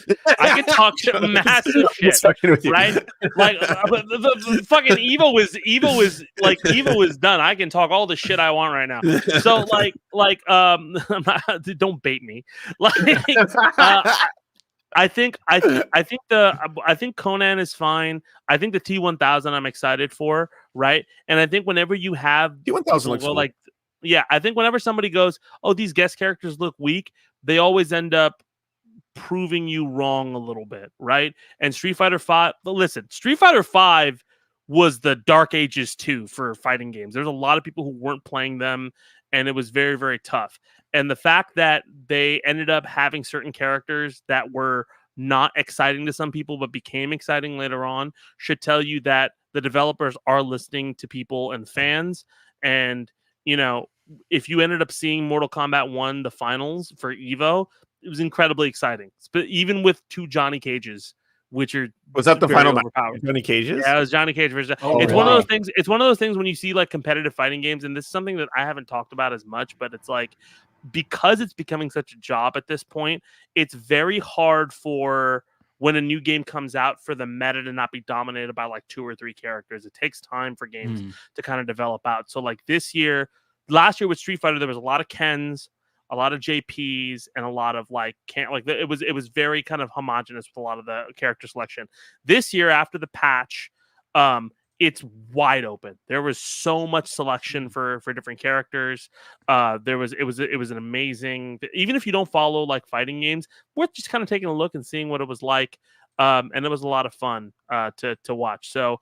I have the utmost faith, because I think it's going to continue on for a while, MK1 and the way they do it, that it'll turn that ship around. But have a little bit of grace, because whenever you have a fighting game with its 2v2, it's really historically 2v2 fighting games have had a lot of like heat brought on them because of it's just I don't know why, but historically it's just always tough, you know. But yeah, I think the T1000 looks cool, and I'm sorry I couldn't give you like a yo fuck all this shit. I think developers are going. I know they're trying really hard. I'll say that because I love the MK games and I love MK1. I think was fucking it's fun, but like at the end of the day, stop charging people for fucking fatalities and costumes and all that kind of shit. Like this endless microtransactions, it ruins this I shit. hate that You know, shit. it's if you spend $100 on a video game, you should get the video game. You should get it. You know, like not like I'll get all the characters by paying all this money. Like fuck that noise. There's a They lot were of charging for fatalities. Yep. Yeah, you can do easy fatalities, but you got to pay. Yeah. Like paying money just to push 2 buttons instead of actually learning the fatality. Like what the fuck, you know? And I think in general, like with that, like it's there's a lot of things on the publisher side that need to be reworked for the way these things are monetized. I think the games industry is learning very, very quickly what the boundaries people have for DLC are. Because before they thought they could just offer and you know it's going to be all good, but like prices have gone up. People do not want to. There's so many games now, right? Like you don't want to be working on DLC that is overpriced and trying to piecemeal somebody into a game because people just don't have time for that these days. But again, I have faith in those teams to kind of turn it around and I mean like Capcom's listening, and I know that NetherRealm is listening too. They're trying. So Zed, I'm sorry, I can't be an asshole. More dong. You've got a couple of chats here. People have questions for you. Yeah, we got this one. Oh, Zed, loved your Real Folk Blues performance, your Philly D and personal channel. Keep fighting the good fight, man. Thank you so much. If you didn't know, during the pandemic, we did a giant, if you've ever seen Cowboy Bebop, we did a giant cover of Real Folk Blues. And then me, Megaran, and Substantial did raps at the end. And my rap, Yoko Kanno, the original composer, came on and did a thing on my rap as well, which was really fucking cool. And then Steve Bloom came on and said bang during my rap, which was awesome. Yeah, and that was when I was broke and couldn't do this for a living, so it was like a big fucking moment for me. So yeah, thank you so much. That song means a ton to me. And Philip is still really, really cool and is a lovely, lovely friend and featured me on his like little live stream the other day, which was great. And I appreciate all the love, man. Thank you so much. I didn't see that. Paul. Zed, you gotta ask Phil when you have a chance when he's gonna do his personal vlogs again. Because I usually don't like vlogs, but I binged literally all of his vlogs in one day. Like he had like maybe 6 or 7. It was so relatable because we're the same age and kind of have like the same life experience in some way. I'm like, this was super relatable. I'm gonna watch one. I watched them all. I'm like, I need more, Phil. So when the fuck is the vlogs coming back? Those are good. I think it's. I mean, I don't want to speak for him. I think he does really well on those things. Like all of his live stream stuff is like great. I think it becomes one. I think it's a time thing too. I also think the internet can be very, very like, and I've just seen because I've seen certain people like come onto my channel from his and be like, "Yo, you need to tell your boy Phil to talk about this right now." I'm like, "What? Oh God!" I'm not like instructing him to do like, you know, like, and people do the same by, and it gets a lot. Yeah. So. Like I understand his and he also just like moved. He's got a lot of stuff going on. Oh, but wow. But yeah, man, like no, like I think he wants to start doing that. Those that are again. great. Yeah, they're great. They're his awesome. regular content is amazing too. I've been watching Phil for a long time. He's great. But yeah, those vlogs are great too. Yeah, I think he should definitely keep doing that. I think he's also one of the most, especially in an era where everybody has like partisanship on like 12. He's one of the more relatable people who's just like all like, what the fuck is this? What is going on? And I've always liked how even keeled he is, you know. And that's something that I aspire to be, is just kind of even keeled in a situation instead of hyperbolic all the time, you know. But yeah, no, you know, I agree. Yeah. Okay, we got another one for you. What did Zed think of the new Eminem album? That's going to be a lot of. I don't even know if I want to answer. My thought would be, if you think of the concept, if you follow the concept well enough, it's his best album. If you have not followed the concept, it has a lot of problems. So I think the way people consume music now, they listen to like the first couple songs and they won't like really listen to the album sometimes. And so it's very easy to think that he's admonishing. Like a lot of things about like I disagree. This is probably the most I've ever disagreed with you. His best album, if you follow the concept, I I mean, I'm not even an Eminem hater. I think Eminem has some absolutely incredible albums. Yeah. I think he's a really, really good MC, and yeah, I think it's profoundly ridiculous. I just hate the whole like, you can't cancel me, Gen Z. It's really, I'm playing a character, and the character is my old persona, and I'm a different all this. I think that's the thing. So that's you just kind of illustrated my point. Like where so it's like it's one of those things where like if you listen to the first 4 songs, that's what you come away with. If you listen to the entirety of the concept album, is the idea that like the identity of somebody who is like super anti-woke and everything like that, this thing that everybody's been latching onto from the Gen X generation is terrible and it needs to be deaded. And like it ends with basically him talking about, because he has a non-binary daughter. Or non-binary kid. I'm sorry, I don't mean to misgender anybody, but one of his kids is non-binary, and he's admonishing, and then he pretty much near the end admits that everything that I did with that was terrible. I have to grow up, and it's this great catharsis, and that's great. That's a great message to have. But if you're trying to have that over an 18-track album, it's very hard because in this culture, people piecemeal things together. They take things apart.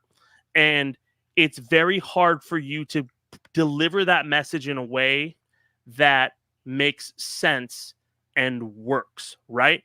Because what people will take away from it is, oh, you can't cancel me, Gen Z. You can't do anything like that. Like the whole point of that like literally, it's very clearly called out on the record, is like, that's stupid to say. Like, you can't cancel me, Gen Z. You can't do this. Like, that's him making fun of it.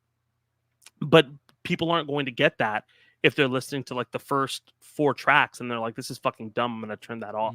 And so I think it comes into odds with how people consume music. I think it has like, I think the concept is cool and like skill wise, it's his best skill wise, but yeah, it doesn't work it doesn't work with the way people consume music nowadays. And I think, Lance, your reaction is 100%.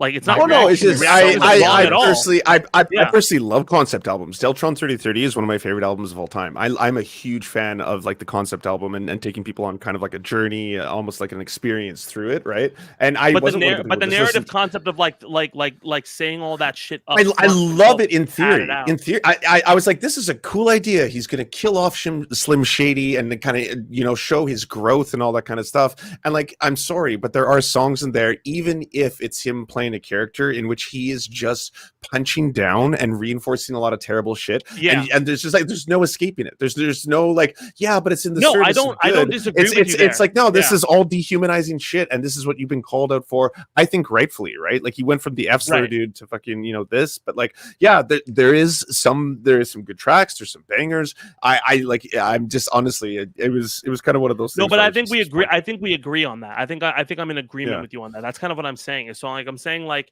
if you're taking into account like let's say you take his concept into account and you're like, okay, this is exactly what you're trying to do. The misfire is the fact that it has to be contextualized with that to get it. And if you don't get the context, then 100% it's just punching down, right? You can't be ironic if you're trying to be ironic and the delivery system isn't understood. That's the problem. Like, we talk a lot about how stand-ups are like, oh, you can't say anything now. You can if people understand the concept of your joke, but if people don't understand the concept of your joke and it just comes across as punching down, you are punching down. You didn't put the things there. You didn't put the setup well enough for people to understand you're being ironic. Or Don Rickles was always ironic, was always the idea like, okay, this is not punching down. You understand the context of everything that's there. But a lot of people these days don't have that, right? What's that fucking guy who did like crowd work, like, and then like shit on his whole audience? Like, he had an audience of women, and then he did this whole the stand-up Matt Rife. Rife. Like, Matt Rife wants to have this ironic kind of thing of just, I'm just talking shit, I'm joking, but nothing in there. Drake too. Drake was someone who had a female audience, and like just fucking was completely disrespectful to them. So like, and that's the thing is like, I like to take things like, again, if we want to understand where things went wrong here, where it went wrong was the album is padded out in such a way where you don't tip the hat quick enough or in a way that is conducive enough for people to understand that you're not punching down, which means you are punching down at that point, you know? And I think that that's one of those things that, like, it's a lesson in hip hop that a lot of people just need to learn. Like Rick Ross hasn't learned it. A lot of other rappers who are kind of old school have not learned it, you know? And it's one of those things where, you know, even if you do like the concept of the album, you have to be reticent that not everybody is going to understand it the way your perspective is understanding it, right? Well, I think that's a communication issue, because like look at like Kendrick Lamar with Auntie Diaries. He did a great job at explaining how he's grown in a single song. By the third verse, you're like, oh, I get it. That song was ripped apart though when it came out. Like that song was immediately ripped apart. And so that's the other issue with it, right? Like even on Mr. Morale, I think Mr. Morale is another great example. That's a brilliant album. That's brilliant. But there are also points on that album where a lot of people are like, wait, this doesn't, why is Kodak Black on here? What are you saying here? Like, what are you saying? But I agree with that criticism. Multiple things can be true at once, right? It can be a beautiful album, and it can be about a lot of, you know, very complex issues, including, you know, black abuse and you know, the historic abuse and all that kind of stuff. And at the same time, you can have an abuser on the album, right? Yeah. Like, and that's, I think multiple things can be true at once. I think also like if you, I think the reason he released that little complex, like little interview joke thing he did was to try to clarify the concept of the album itself. So look, I mean, like that's kind of my point, right? Is that, and like, again, like Lance, I'm not disagreeing with you at all here. I think I'm no, this is fun. People in the chats are like, holy shit, Eminem debate in 2024. Let's go. But I think that's important. I think that's important to clarify with music, right? The way we consume a medium is also important to the way that we digest it. Right, you know, like, and I'll end with this. You know, like we talk a lot about Marvel and everything like that. Like, and I'm a big fan of Marvel, and I remember a lot of people talking about, you know, around the time where Endgame was coming out, there was a lot of detractors being like, "Well, Tony Stark's actually a war profiteer." But the whole point of Tony Stark is, yes, he's a war profiteer who realizes it and tries to go back, and that's his whole arc. Right, but you can't go back in the comics. I never read the comics. Is he cooler in the comics? Is he more kind of like? Well, he's comics. Comic characters are cool and then they're terrible and then they're cool and then they're terrible. Peter Parker, Spider-Man's the best comic until they retcon everything, and then you have to be like, why the fuck do we have to live with this for 4 years, right? So like, I think there's a lot of things about like comic books that are open and different, and it's hard to understand context, but especially in a world where you're one of the biggest rappers who, like, one of the greatest rappers who have ever lived, right? And I think if you're an Eminem fan, you immediately caught the distinction. But if you're not a fan, if you're somebody who's just kind of looking from the outside in, especially in this kind of climate, you need to be reticent as to how your message is being delivered, because it's going to be co-opted and it's going to go through a lot of different issues, right? And you're going to be written off. I'm tired of it. I am an Eminem fan. I love the Eminem show. Like I don't mean like that. Right? I don't mean like you're not a fan of his music, but I mean like in the sense that if you're somebody who follows, like if you hear about an Eminem release and you get like, oh my god, I'm excited for an Eminem release, right? If you're somebody who's like following, exactly. Yeah. Like if you follow him closely, then yeah, since the NFT sales, yeah, became an that NFT also sales. Was ridiculous. That also was ridiculous. But you know what? I've forgiven Snoop. I have not forgiven Eminem. I don't know why. Like Snoop is just like Snoop gets the pass for a lot. He does everything. He's like, he's the Olympics guy. He does porn. He does this. It's just like he's just everything. Yeah. Martha Stewart. He does it all. You know. I've got a soft spot for Snoop. Honestly, yeah. He just gets a pass. I love Snoop. I love Snoop to death. But that's my feelings on the album. I did a video on it, but I never dropped it just because I was so fucking tired with Evo stuff that I didn't want to like make the thumbnail and shit like that. But like. But yeah, that's basically my feeling on the album. And I think like again, I'm not trying to like make you like a poster child, Lance, but like that's the example, right? Like you're somebody who felt like this is punching down and everything like that, and that is a completely valid opinion to have, and that's 100% correct, because again, it's on you as the artist to clarify what the context of the thing is. Like as soon as your mic comes on, it's on you. You have to figure it out now. I agree, but like just one little piece on that. I just want to add an asterisk is that at the end of the day, if you are part of an out group, he's not LGBTQ plus himself, and he has a lot of lyrics about trans people, about gay people, all this kind of stuff in that album. If you are unaware and other people are telling you that, like, even in servitude of you doing this high concept, hey, by the way, I'm wrestling with my own kind of homophobia, transphobia stuff, and I'm going to express that in playing a character. In doing that, you still have to listen to those communities, and you still have to listen to trans people who were coming out and saying this shit ain't it, right? Like you can't, as a white person, just start like being like, hey, I use the N-word but for good, like something like that. It's just like that kind of idea, right? I think the other thing also with the response is there was a lot of varied response around that time, right? So there was a lot of, like, I know that there was specific trans members who were like, why is he punching down? I also saw people who were trans influencers, specifically like Robin Tran and everything like that, being like, oh well, I enjoyed this album, right? So like all of those are that's not explaining it away, right? But that's kind of illustrating my main issue with it, right? Is that it's one of those things where you're like, it's not even the concept. It's just like whether your words are taken as they are or whether they're in service to a different context. And I don't think that, and I think you're absolutely right. You need to meet with people, but also even if you meet with people and they tell you this is fly, you also have to understand that those people are one sect of it, right? Mm-hmm. Like if I meet with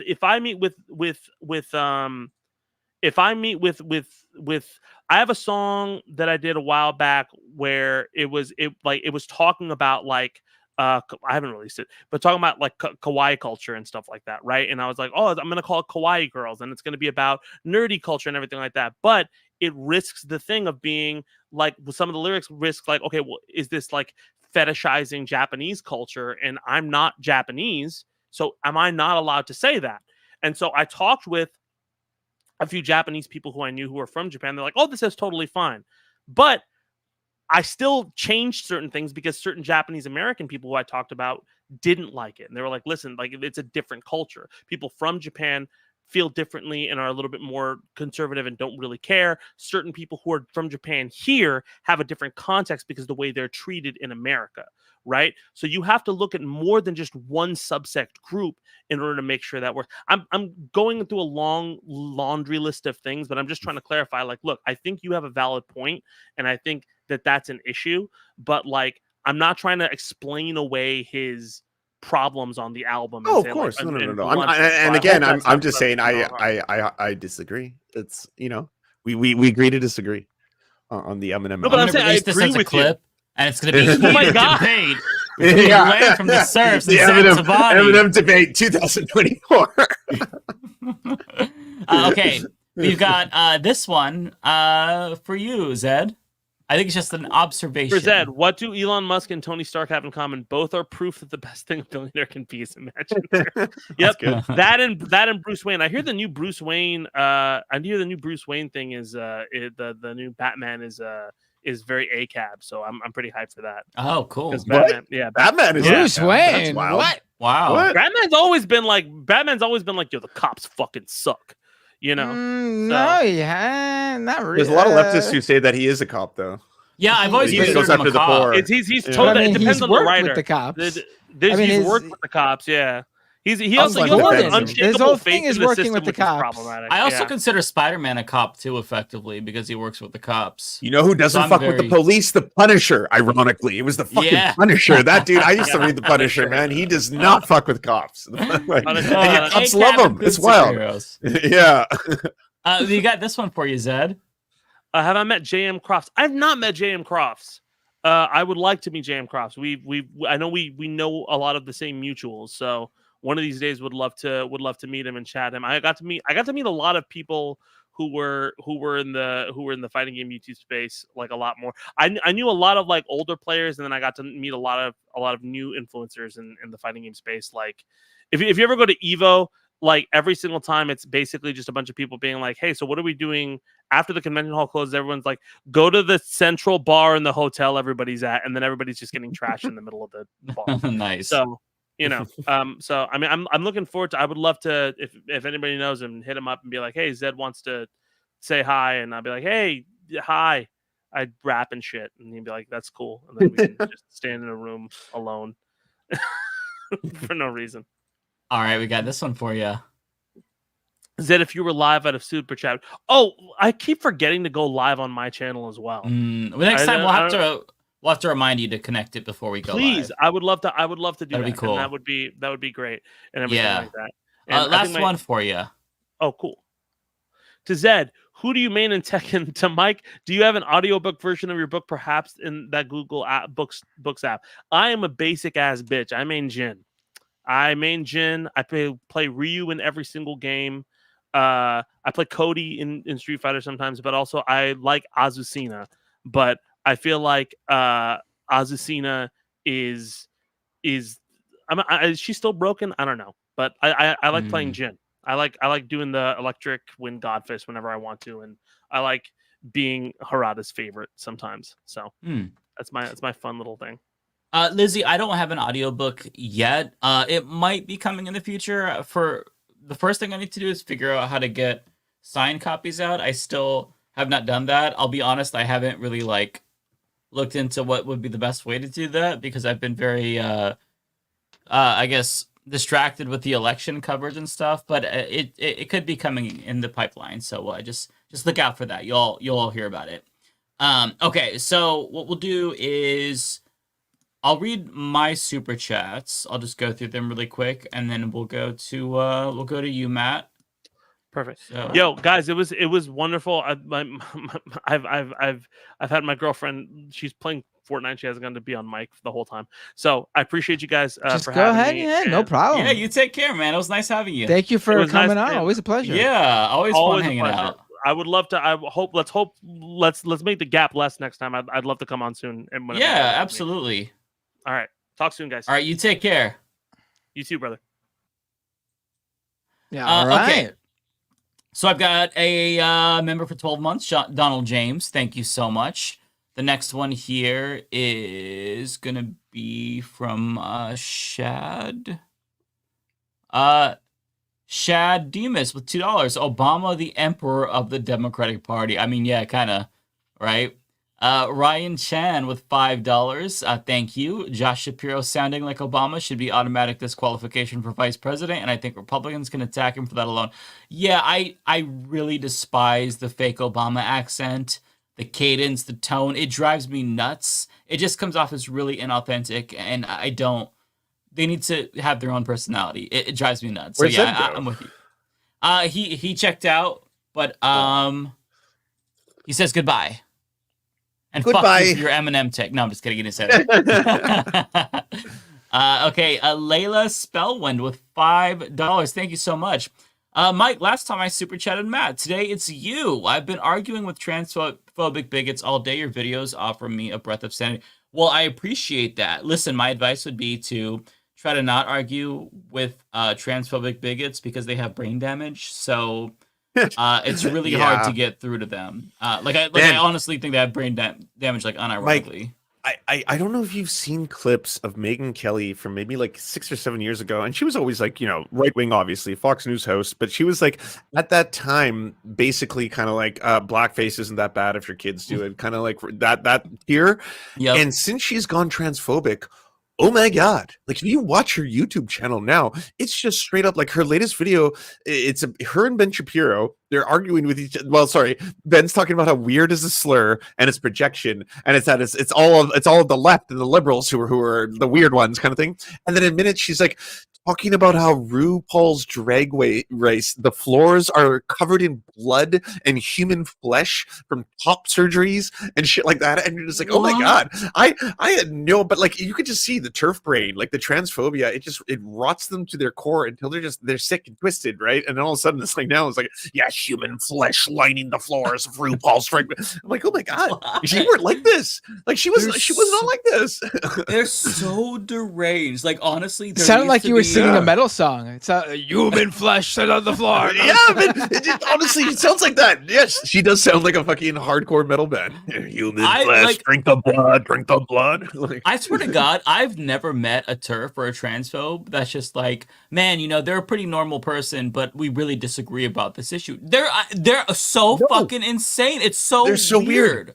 They want to shoot beer. They want to shoot beer with guns and kill beer cans. What made you like this? How did you get this divorced? Yeah, it's straight up brain damage. It's so crazy to me. I don't know what the fuck is wrong with transphobes. Like, maybe we do need to bust out the calipers and measure their skulls. Like, they're fucking. Let's start doing phrenology for. Let's do it on them. Terms. Yeah, something's wrong with them. Phrenology, but for good. Take it back. This can't possibly work out. Like some is seriously fucked up with these people. Like, they honestly have brain damage. I don't know what the fuck it is. It's honestly insane. So wild. It's so wild. I don't know how to react to it.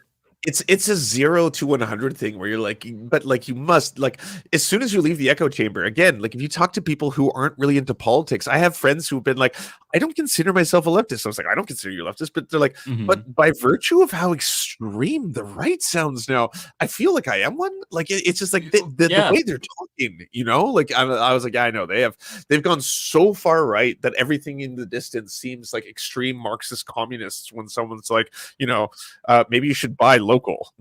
I drive a hybrid. Oh my god, radical communist extremist. Like, no. Yeah, that's such a great point. Like, I have like my family members who are like more fundamentalist, religious, more socially conservative, but a little bit more normie, apolitical. Like, the worst that I hear from them, like about trans family members, is like, oh well, I just don't understand it. I hate the sin or not the sin, and it's like, okay, that's fucked up, but it's not like they're mutilating kids. Like, there's a difference, you know, with the levels of psychotic behavior that we're seeing. I genuinely am so shocked by it. On my stream last night, I was talking about how, like, you know, Elon Musk could have like approached the situation with his daughter, who's transgender, much differently. Like, listen, I get it. Like, I don't agree. I don't feel the same way, but I understand that there are people who are uncomfortable with this or don't understand it. If you're a parent and your kid comes out as trans, I understand it could be rough for you. Again, I don't feel that way, but I can see where you're coming from, especially if you're older or not so progressive, more conservative or whatever. But like, there are parents who have trans children who don't necessarily personally agree, quote unquote, with that, but still love their child and are in their life. Like, Elon Musk could have easily done that and still been like a decent guy, all things considered, as a parent. But instead he's decided to say that his child is dead. Like, right, yeah, like that's profoundly ridiculous. Like, there are turn it into a movement. Right. Like, there are religious families who have trans children who like don't agree with it or whatever, but still view that person as their child who they have unconditional love for. Like, but that's clearly not how Elon Musk feels.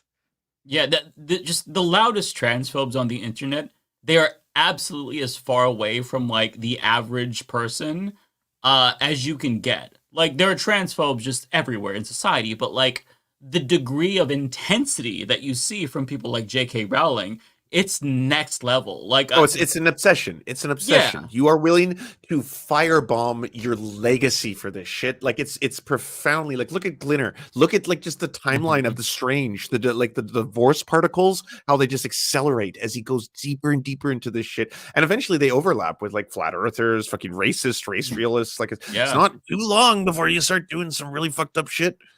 Yeah, it's giving culty vibes. Like, I don't think it's a cult, but it's giving culty vibes. Like, that level of like dedication. It's fucking weird, man. Okay, so the next one here is from Shad again. Thank you for the $5. Mike Figueredo is a man. Well, thank you so much. I would like to think I am. So I appreciate you saying that, I guess. Thank you for the gender Mike, confirmation. If that's true, show us your genitals. That is the weirdest shit they go in. I just cannot understand it at all. Like, it's so weird.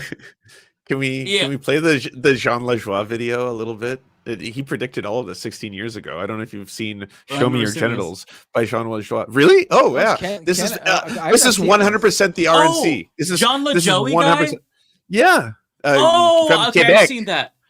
Oh Okay, my god, I need to rewatch just that. watch the first. Yeah, watch the first couple minutes of this and tell me this is not the RNC 2024, like verbatim, word for word. It's Can like, we hey, by play the way, that? Is that like oh copyrighted? yeah, that's fine. No, I Okay. played it on stream today. I did. He's the dude that did the whole guns don't kill people. I kill that people with guns. I put it in the chat. But like, listen to the lyrics, and this is like, just keep in mind how every single like right winger and Republican is essentially like, hey, we need to tone down the sexism and the racism and the strange and the weird, and then basically this is how they're replying. God, it's been a while since I've seen this. It's in the chat of the Streamlabs. Okay, here we go.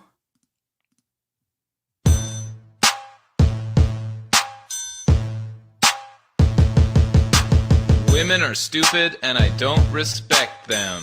That's right, I just have sex. Oh my God, Show this me is your them. genitals. Your genitals. What? Show me your genitals. Genitalia. Show me your genitals. Oh my Your God. genitals. What? Show me your genitals. Genitalia. You're talking to me about stuff.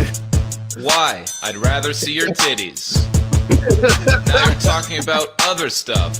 Why? I'd much rather see your titties. I can't have sex with your personality, and I can't put my penis in your college degree, and I can't shove my fist in your childhood dreams, so why you sharing all this information with me? It's not sexist cause I'm saying it in a song. That's right, bitch. Now take off your thong and show me your genitals. Your genitals. What? I've never seen Right? that before. Right? But is that not the RNC 2024? Oh my like God. verbatim? I've never seen this before. Prophetic. That's their entire platform. Wow. God, that was a throwback. Holy shit. Okay, let's see. I think I'm here. This is from 885 Ramos with $5. Thank you. It kind of feels like we got women in the national divorce, so life is pretty good. Yeah, right. I love that. That's an amazing point. Shad with another $5. Thank you, Shad. You know what's funny? Anyone who dislikes the transes will be shocked when they realize Dragon Ball Transformations has the trans word in it. Yep. I'm assuming they would be. Layla Spellwind with £5. Sorry, I had to skip another. I've gotten so many ads I had to skip, so you're not getting bombarded. So you're welcome, everyone. But anyways, huge right-wing riot in the UK. I saw that because of truly tragic event. That was the stabbing at the Taylor Swift like dance class or something, and people just ran with a Muslim did it, even though that wasn't so true. fucked up. So we didn't talk about ridiculous. that, but profoundly fucked up and scary as shit just to see racists run with this. Like fuck Sargon of Akkad, fuck Nigel Farage, fuck every single far right person who has pushed this like dehumanizing Islamophobic shit where people immediately were just like, "Wah, fucking riots." And then it was like fash on fash violence. Like Jesus. Those people are absolutely indirectly responsible for this. Like they've been fear mongering about Muslims now for like over a decade. Oh, and, nonstop. The roaming rape gangs and they're raping white women. And it's just like all this old timey shit. So like, fucked fuck all of up. you. Yeah. Chris Corcoran with $2. Josh Shapiro straight up looks like Bryan Singer. I don't know what Bryan Singer looks like, to be honest, so I couldn't necessarily agree or disagree. I can see it. I see what you're working with. Okay. I'm not sure. I'll have to check that out, but I'll probably forget. Jenna Doherty. Hey, Jenna, with $5. Thank you so much. As a trans person, I appreciate your nuance on Kamala. Well, thank you. I've had many leftists tell me I support genocide because I refuse to be erased by fascists. That is extremely fucked up. I think that line of thinking is just stupid and counterintuitive. Like, for me... Counterproductive. Yeah, counterproductive. Excuse me. Why are you doing this? Like, I live in a blue state, so it doesn't necessarily matter what I do.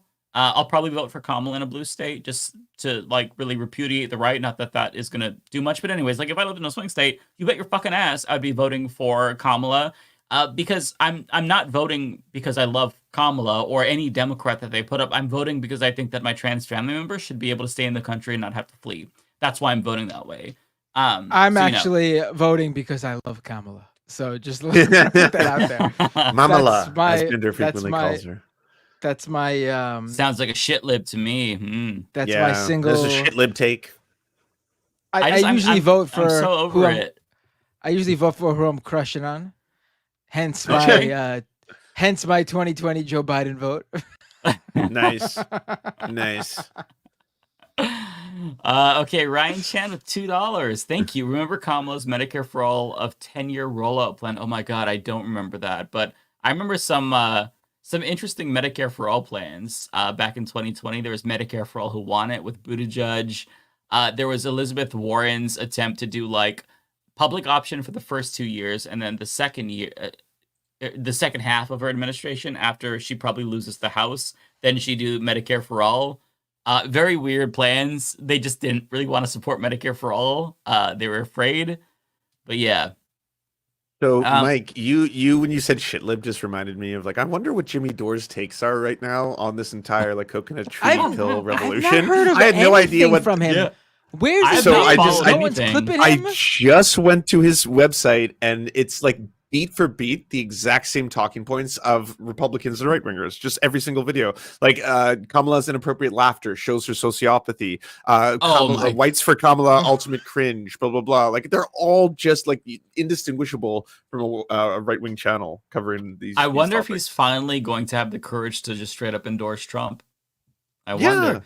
Like, we all know he's going to vote for Trump. He might vote for RFK, to be fair. But, I mean, he's effectively, like, a Republican at this point. So, but I will say that I think he's a little bit more savvy than Dave Rubin in that he knows that being, like, the liberal comedian is going to get him a little bit more attention on the right. So he might try to, extend the whole I'm still a liberal thing. But, I mean, no leftist is watching Jimmy Dore. Unless it's to see what the fuck he's doing and saying now, because he's crazy as shit. And to laugh at it. He's also got a video promoting Here Comes American Communism. Make Communism Great Again with Jackson Hinkle. Now the American Communist Party. Oh my god, make communism great. I'm sure his audience is going to be really down for that in the same way they were down for him saying critical race theory is actually not that bad.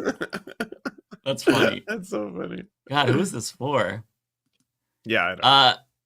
George Everett with $10. Thank you, George. Gut says Bashir will be the pick. The idea of him debating JD Vance seems too good to pass up.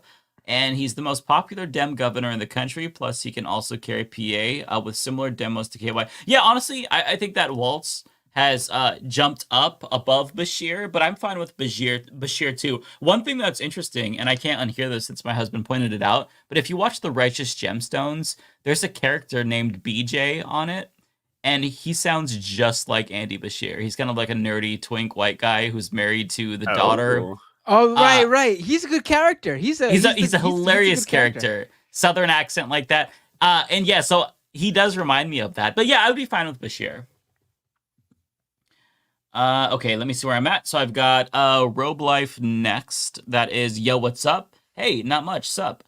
We've got Pandora Bryn with $4.99. I've just got a couple left, by the way. Today, my liberal-ish mom asked me if the M&M tube up JD Vance's ass store was really from his book. No, that's so funny. That's hilarious. What did you tell her? Yes, it's real.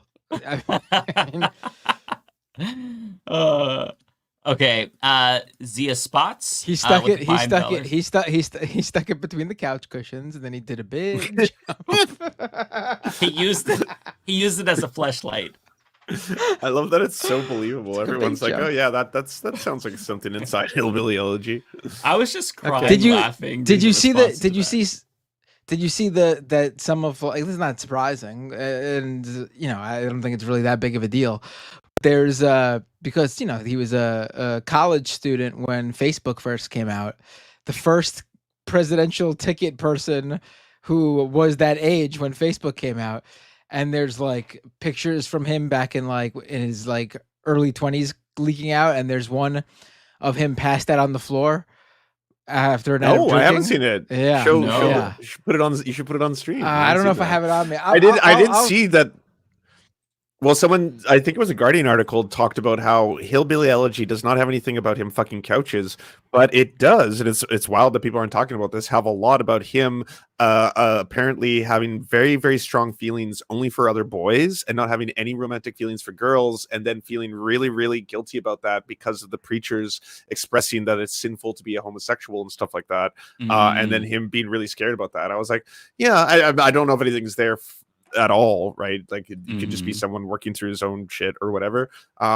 But like the couch stuff is just 100% fabricated. Well, hear what his Mima said. Hear what his Mima said to him about when she. This is for real. When he came up to her to tell her that he thinks he's gay,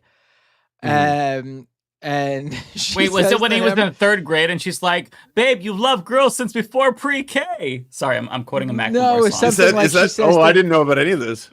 No, I think she said something. Hold on, let me make sure. Sorry, I had to. Okay. Hold on. All right. I'm pretty sure this is from the book. I want to make sure it's. So to the people in chat asking, what about the monkey? Okay, nuts? here it is. That story is true. He essentially, as a venture capitalist, invested heavily in a company that was burning and injuring monkeys' genitals and testicles. That is true. The burnt monkey. Yes, that is a real story. This is why we believe shit like the couch and the M&Ms. I know, because the real shit is worse. Yeah. All right. This is for real. Ready? I'll never forget the time I convinced myself that I was gay. I was 8 or 9, maybe younger, and I stumbled upon a broadcast by some fire and brimstone teacher. The man spoke about the evils of homosexuals, how they had infiltrated our society, and how they were destined for hell, absent some serious repenting. At the time, the only thing I knew about gay men was that they preferred men to women. This described me perfectly. I disliked girls, and my best friend in the world was my buddy Bill. Oh no, I'm going to hell. And then this is a report. This is not verbatim from his book, but this is a report. Later in the book, when he brought up the issue with his grandmother, known to Vance as Mima, she replied bluntly, and now this part is in quotes, "Don't be a fucking idiot. How would you know that you're gay?" When Vance explained his reasoning, she laughed. This is another part in quotes, so this is in the book. "JD, do you want to suck dicks?" she said. The young Vance, apparently flabbergasted, said, "Of course not." And then so she replied, "Then you're not gay. And even if you did want to wait. And even if you did want to suck dicks, that would be okay. God would still love you." What a good Mima. She said this to an 8-year-old. Woke Mima. But also, she said this. I don't know how old he is here. I don't know. Do you want to suck? I don't know how old he is here. Wow. Okay, I didn't know that. Listen, I'll just say this for the JD plot Vance. thickens. If you think you might be gay, then you're gay. Okay? No, to be fair, he might just be like a 3 or like a 2 on the Kinsey scale or something like It's that. true. You know what that's I mean? that's the vibes I'm getting. I'll be honest. I'm Yeah. clocking this on behalf of the bisexuals. I think. Yeah, I feel like the vibes that I get from him are mostly bisexual vibes. Although he does wear eyeliner, so you never know. You know. Okay, Zia Spots with $5. She says, "I'm happy to see Dems go and call a spade by calling Repubs weird, but honestly should go a step further and call them creepy as hell." Yeah, I think that's part of it, right? Because you know, they're weird and creepy. They're not necessarily synonyms, but like when you think of somebody weird, creepy also comes to mind given what they talk about. So, but yeah, I agree with you, Zia. Kowalski with $9.99. Thank you, Kowalski. As a high-value man, I only respect politicians who I think could beat me in a fight, or if they're taller than me. Therefore, only Kamala has my respect this election. She could totally kick my ass. That's fair. That's fair. 85 Ramos says, "Y'all reading David Superchats?" I think we will. Once we go through Max, then we will. I am completely done. Oh, you are? Okay, good. So let's get started on mine. Can you pull mine up for me while I go through and read them on my just end? let me know who right, this one is the first one I see. Tokyo Hans. Tokyo Hans. Okay. I'm going to find Tokyo Hans. Okay. Shout out to our queen, Nancy Pelosi, listening to Leftist Mafia constituents and getting Joe to drop. Yeah. Joe finally listened to the youth in Pelosi's generation. He can adapt, right? Godcat 48th POTUS with a just a nice little super sticker. Thank you so much. A85 Ramos with a super chat. Bashir is young. I would rather Walsh run in 8 years. And then Bashir or Whitmer, maybe they're even Walsh VP too. Dems need to have a roadmap. I said this last week that we totally shot our load too early by going with Obama in 2008. We could have saved him up. He was too young. He was really young. He's still young. Imagine if we saved Obama for Trump. Like, imagine if Obama was the guy in 2016. Let's be real. If you were allowed to run for more than 8 years in the U.S., Obama would still be the president of the United States. Unbelievably popular, Well, America would probably make him a dictator, right? Yeah. Yeah. Exactly. Let me be clear. I'm picturing him like giant flags, very fascistically. Let me be clear. Hope we can believe. He's up there. There's a crowd just standing still, and he's just up there for a minute going,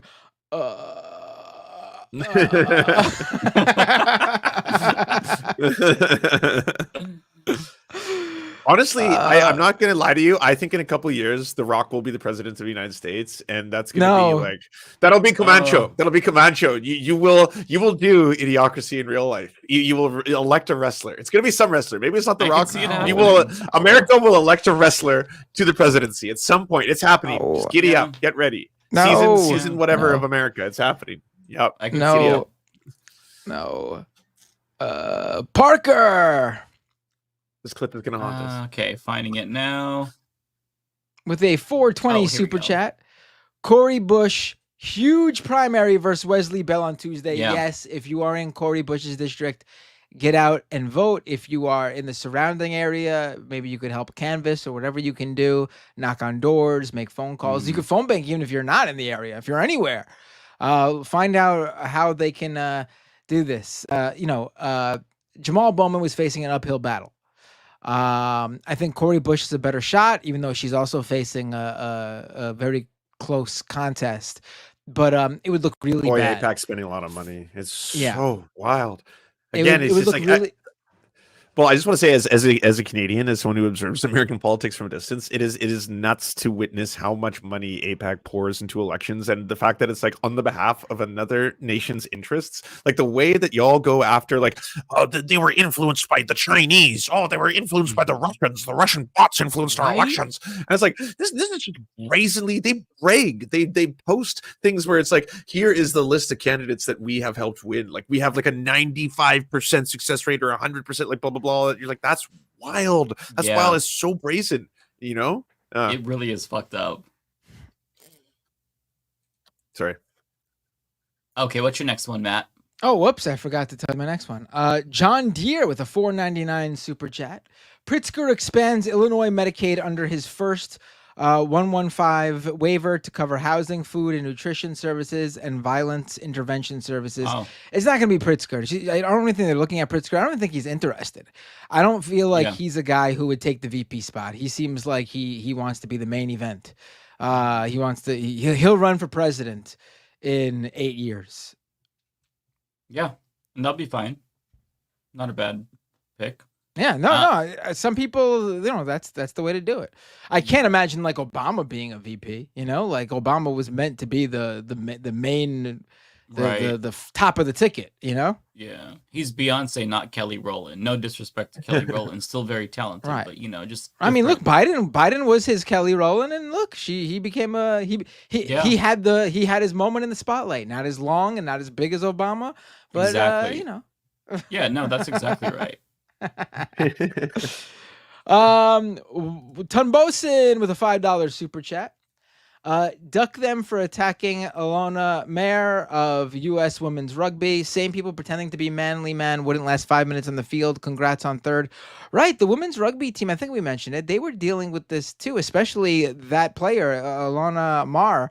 I mean, she even posted an Instagram like reel of her like talking to camera about how she has to deal with people saying this horrible shit to her, because she's like, I mean, she's a rugby player. What do you like? These are like rugby, boxing. Like, what do you expect the women who do rugby and boxing to look like? They need to gain a certain amount of muscle mass in areas that to, I guess, conservatives make them look less womanly.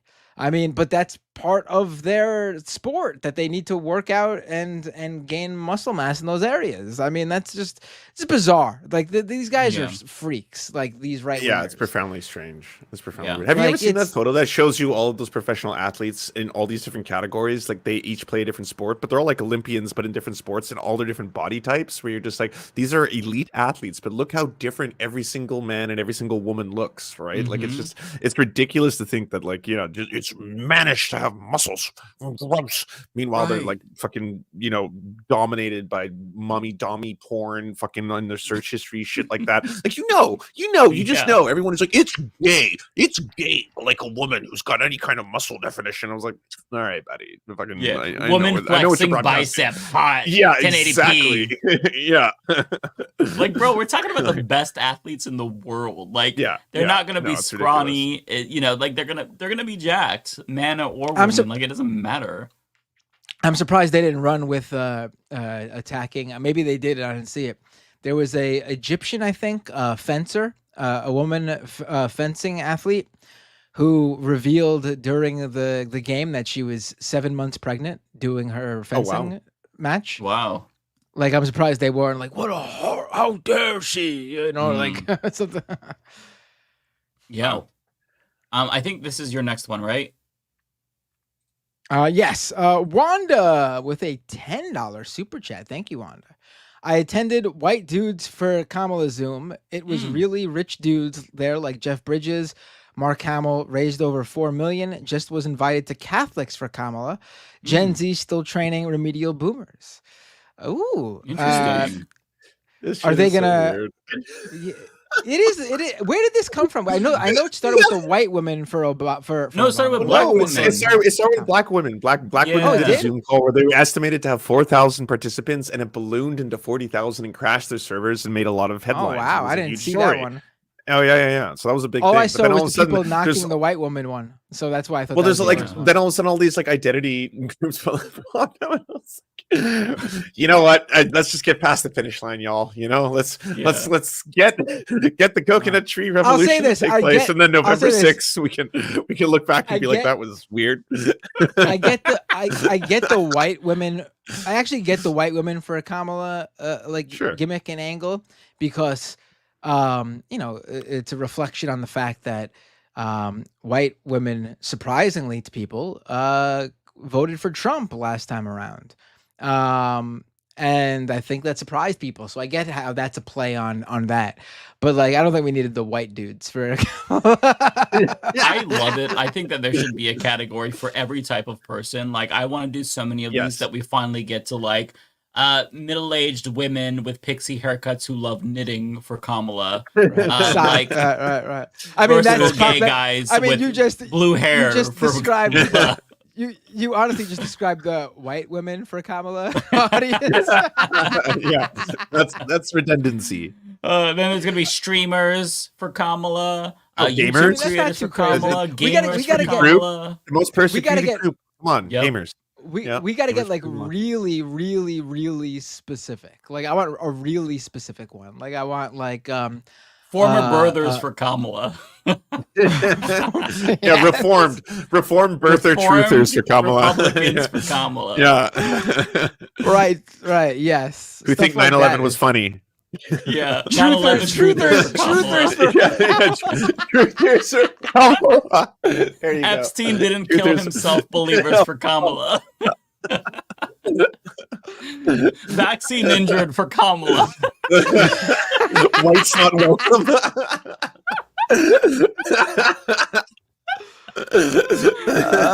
Vaccine injured for Kamala is really funny.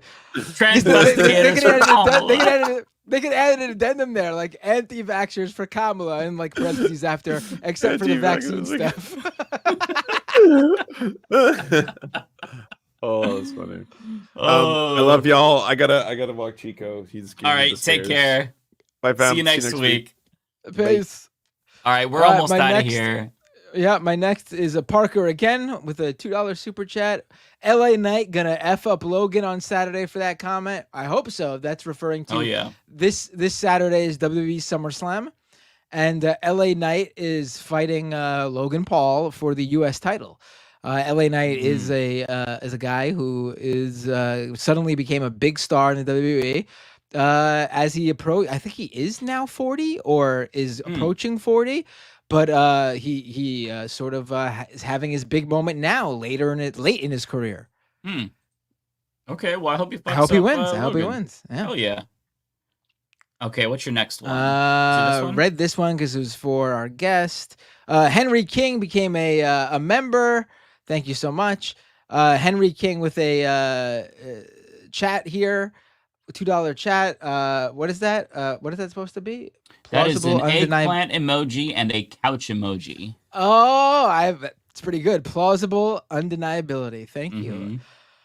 Layla Spellman with a super chat. Hi, Matt. Everyone in chat. Lovely day to Ooh, I have hiccups now. Lovely day to you all. Thank you, Layla. Lovely day to you too. Bob Carmody with a membership super chat, member for 8 months. Thank you, Bob Carmody, for being a member for so long. Trump complaining about fact checking really caused a delay. New York Times. Oh, that's why it was delayed. Of course. Henry King. Blame them. Right. Henry King with another super chat, $10 super chat. Whoa, $10. Thank you, Henry. Trump says the VP pick historically doesn't matter.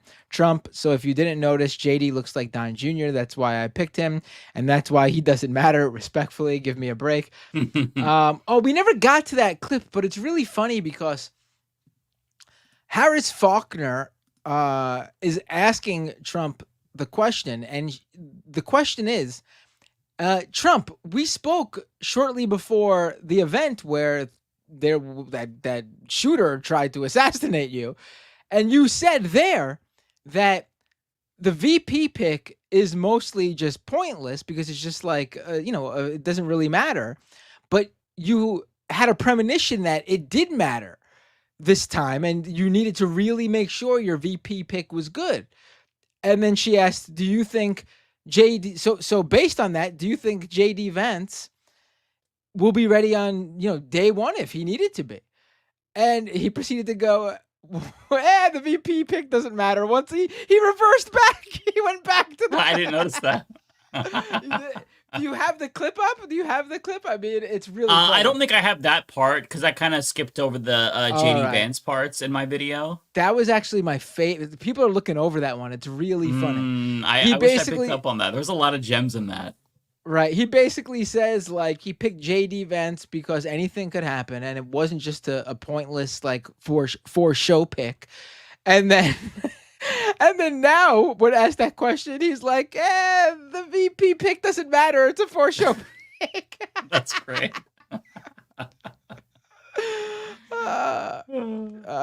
Egg Defender with a $10 super chat. Thank you so much, Egg Defender. $10. It's funny how the turntables, my vocally MAGA MAGA coworkers, got awfully quiet over the past week. It's been refreshing to see the conservatives on the back foot, pointing out the weird is working. P&B. Yeah, they like Trump himself. Those final weeks of Biden running a campaign, Trump was literally walking around and telling people what he was doing as if he already was the president. He was reaching out to world leaders, preparing his cabinet. He was already treating himself like it was an undeniable, unavoidable reality that he's the president. He's going to be the president. He was going to run up the score, try to do that in New Mexico, Virginia. He was really feeling good. Now that's completely stopped. Again, I don't think it's a sure thing she wins, but we have much better shot than with Biden. It's a race now. It's a race now. Yes, absolutely.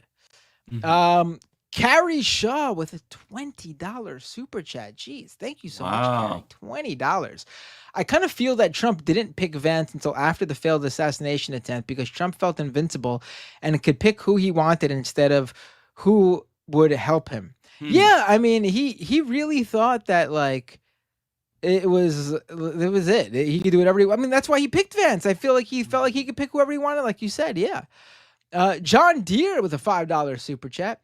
Illinois Governor J.B. Pritzker signed the bill into law on Wednesday that bans companies from forcing workers to listen to their anti-union talk. That's awesome. He's really one for the future, and I think it's good that he is in the running for VP because we need someone to rally behind in like a Democratic primary in a couple of years. Yeah, we need a strong bench.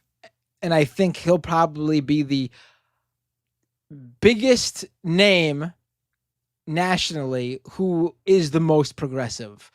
I guess barring if Waltz decides to run for president. But I guess it'd be a toss-up between those two, really. We got a few from Shane Foster, so let's read these in a row. Okay. Shane Foster says Atlanta was the Mecca building railroads and trains. And then Shane Foster says, bear with me for a second. Let me put y'all on game. And then he says the settlers was using town folk to make them richer. NC Sketchy with a $10 super chat. He was $10. Just in case, because you probably don't know. He was citing the lyrics to "Not Like Us." Oh, I didn't get it at all. I was just trying to be polite. You're like, what the fuck is this? I'll read it, buddy. Just saw a clip. Oh, someone's gonna like cut me reading, not knowing that I'm reading the lyrics. Because I was like, Atlanta was the Mecca, building railroads and trains. I put it to the beat. And I was like, bear with me for a second. Don't let me put y'all on game. I was reading it like as straight up like loser nerdy white guy as possible. The settlers was using town folk to make em richer. I had no fucking clue. I love it though. And see Sketchy. Just saw a clip of Senator Kennedy on Neil Cavuto. I mean, you want to talk fucking weird. Senator Kennedy's been a long time fucking weirdo in the Senate. My God. Leghorn Foghorn. Yeah, just saw a clip of Senator Kennedy on Neil Cavuto where Cavuto begs him to stop calling Kamala a ding-dong. Yeah. Kennedy just repeats, I'm sorry if that hurts your feelings, Neil. Hilariously awkward, 10 out of 10. They are absolutely dumb as hell. Even Neil Cavuto is trying to help them, and they can't help themselves. Yep. I did a video on that. Everybody check it out. It was hilarious. Oh, you had seen it already? Okay. Oh, cool. It was a great clip. Yeah, I pounced on that as soon as I saw it. This next one is from Shane Foster again. Wop. Zaid, FM up. I don't know what that is, but let's continue. That's more lyrics. Oh, no idea. I didn't have a clue. I think you knew that time. That was good. Yeah, I did. Yes. Thank you. Thank you, Mike. You're on to me, Mike. Journeyman Ceramics with a super chat. Do you think Elon mad when he hears X dead named? I mean, I'm sure it gets to him a little bit. Kowalski with a super chat. No, that's not for me. Yep. I don't know what that's about. I don't know. Ruben Walton, he's got 2 in a row. Ruben's got 2 in a row. A $7 super chat, thank you, and throwing me an extra $1 for a total of $8. Let's read this.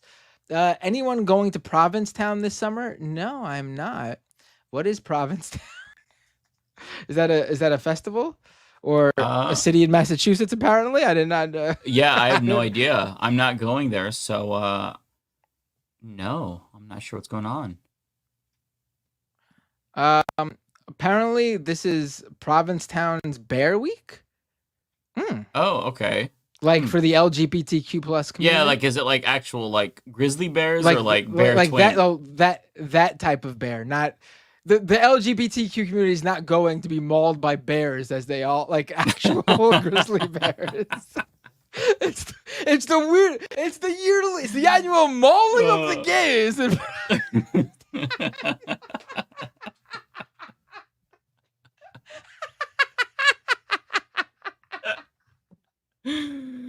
Oh my god.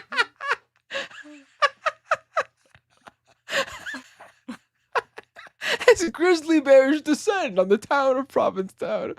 Oh my god. I really think you and I hit our stride on this show when we're at the when we do the late night super chats, honestly. Where our brain is like halfway like melting out of our ears. That's when we get the best content.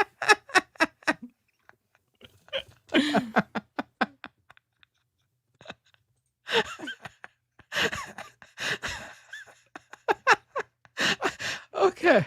Whew. Okay. All right. H. Charlie Bodkin with a super chat. Anyone excited for local politics this year? I'm supporting Dylan Hirsch Shell for mayor of San Francisco, UBI and social housing. Sounds great. I have to look more. In terms of local politics, we New York City, all eyes are on next year, 2025. We already got we finally got people throwing their hat in the ring to challenge Eric Adams. Probably the best choice right now is Brad Lander, just announced with a campaign video he's running. He'll probably be the most progressive choice. As of right now, he certainly is, but we'll see, I guess. I think you got one more, right? Oh, I do, yeah. Zero PE with a super chat. Money to not read Not Like Us lyrics. LOL. So we have. Should I pull up all the lyrics and read the whole thing for everybody in that same? We already have Ben Shapiro doing Certified stuff like pedophile. Wop wop wop. Okay, so we have like one from David Doel. I actually got a couple more, so let me go through those really quick. Zero PE, thank you, Zero, with $4.99. A friend told me they were on the cat and dog people for Kamala call. There's no way. After JD's cat lady comment, these calls are getting nuts, though. Seriously? That's actually funny. Wow. And then we have... ferret lovers for Kamala. Rat ladies for Kamala. Right. Pan Kwee. Thank you for the $2. Habibi from the Progressive Voice wants an invite. He should have hit us up earlier. It's too late now. We'll have him on the week after next. I'll reach out to Sahil. No. Next week we're having. Brandon Sutton yeah. Week after next. Week after next. I won't be here that week. So yeah, I'm gonna be missing a few weeks this month. Actually, unfortunately. I'll be out the week of the DNC, unfortunately. But luckily for me, it does seem like there's not going to be anything too exciting. Right. There's going to be no fight on the floor, no fight at the convention, no. Even the protests, I think, are going to be tamped down. There'll still be protests, but like there was probably going to be huge rallies and protests outside if Biden was still running. But now there still will be, but I don't think it's going to be as like because people are still waiting to see what Kamala's going to be like in there. I mean, she's already better than Biden. That one speech, I was again, bar is low, but it was just a breath of fresh air to see someone at least at the very least, if this is what she was doing, it was a step above Biden to even feign that they cared about the people in Gaza. It was just a breath of fresh air. Yeah, it's sad that that's like so different. Like we have to like latch onto that, but it is a big improvement, honestly. Yeah. Okay, so I have one more here. This is from Robe Life with $2. Thank you. Cat ladies are hot. Vance is the dork. Agree. Okay, so there was one that I saw for David Doel. I think I saw one more after this, but this one was from Michelle Carpenter, member or super chat for $4.99. How many people just paused one of these creators, others uploads when this live started? Let me read that again. How many people just paused one of these creators, other upload? Oh, when this live started again. Yeah, that means they were watching one of our other videos. I see. And then yeah, we went live, and they had to pause that video, the pre-recorded video, to watch us live. Yeah, love to hear that. Yeah, I mean, I put out a video like an hour before the stream, So yeah, I appreciate you pausing because it's like sometimes those videos die if you're doing a live, or the live doesn't get attention. So it's nice to see people kind of, um, appreciate them both. I don't know if we've seen this one yet. I think this is for David Doel as well, so I'll read it just in case. In my opinion, Kamala owes it to Waltz and Lance to choose him on account of their weird comment that has triggered the entire right for a week. Yeah, I agree. I think that is, yeah, he started this whole trend. He's a trendsetter. But Bay Photo for David Doel, $4.99. Thank you. I got sick about every 2 months when I worked at a pharmacy. It has to be the daycare for you. Feel better and feel better for the next time too. Appreciate that. We'll tell them. Okay, so I got one more. This is from JCast. This is the last one. Mike dressed up like he's going to a Kid Rock concert. That's fair. That's fair, JCast. Okay, well, that's it, folks. You do look a little Fred Durst today, honestly. Do I? Yeah. I think that's over fair. on Twitch. Oh, and I should let people know this, because I think I talked about this on my stream last night, and it sounded like I was cutting an ad for Apple TV Plus. But I swear to God, I'm not. I'm not getting paid for this. But Twitch let me know that they were doing this for the next 2 weeks in August to, like, I guess, help spur subscriptions to creators. And it seemed like a good deal if you were going to give a subscription to a creator or thinking about doing it anyway. Apparently, for the next 2 weeks, if you subscribe to a creator on Twitch, you get 3 months free of Apple TV Plus. Wow. And just, yeah. So if that interests you, twitch.tv/MattBinder or even twitch.tv/The Humanist Report, I guess, if you want to give money to him. That's really cool. But over on Twitch, just today, I only have a few. Rude Dog 2525 resubscribe at Prime, subscriber for 19 months. Wow. Thank you, Rude Dog. Great show. Love the Leftist Mafia. Metro with a hat, subscribe at Prime. Thank you, Metro with a hat. And that's it over on Twitch. Well, do we want to raid Ariana Jasmine? Oh, we should. Hold on. Oh, Rebecca. Someone asked where Rebecca was. Rebecca told us right before the stream that she had to do some family-related things. Nothing serious. Her brother's in town, so she's visiting her brother, and she doesn't get to see him very often. So we understand for sure. I was trying to be a little bit vague in case she didn't want all of her personal life spilled out here on the stream. But Mike is just giving it all out there. Listen, her brother, who she has a rocky relationship with, he's in town, and his wife just left him. So it's a really hard time for.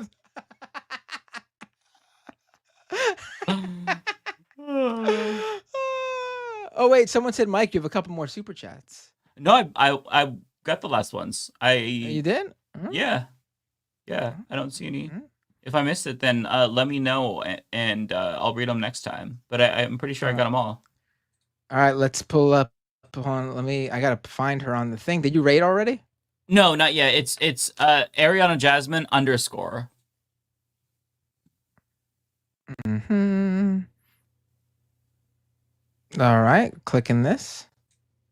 Jason Society is watching you right now. That's another streamer. Because it shows you like the thumbnail of what they're currently doing. And Jason Society is a streamer on Twitch. Mm-hmm. It showed me his thumbnail of what he was doing right now, and he's watching a Humanist Report video. Oh, that's awesome. Very cool. I love to see that. So shout out to Jason Society too, as we're about to raid Ariana. Yeah, we'll have to raid him next time. Yep. All right, I'm pressing the start raid button. I found her. All right, folks. Always a pleasure to see you all. Always a pleasure to be here with you, Mike. Yeah, of course. We'll be here next week with Brendan Sutton of the Discourse and of the Majority Report. If you watch Majority Report and Leftist Mafia, you will get me and Brendan Sutton together 2 times next Thursday in the afternoon and at night. So enjoy. That's gonna be fun. All right, I'm gonna hit raid. Are you ready, Mark? 1. I'm ready. Let's do it. 3. Boom. All right, everyone. We will see you next week. Take care. Take care.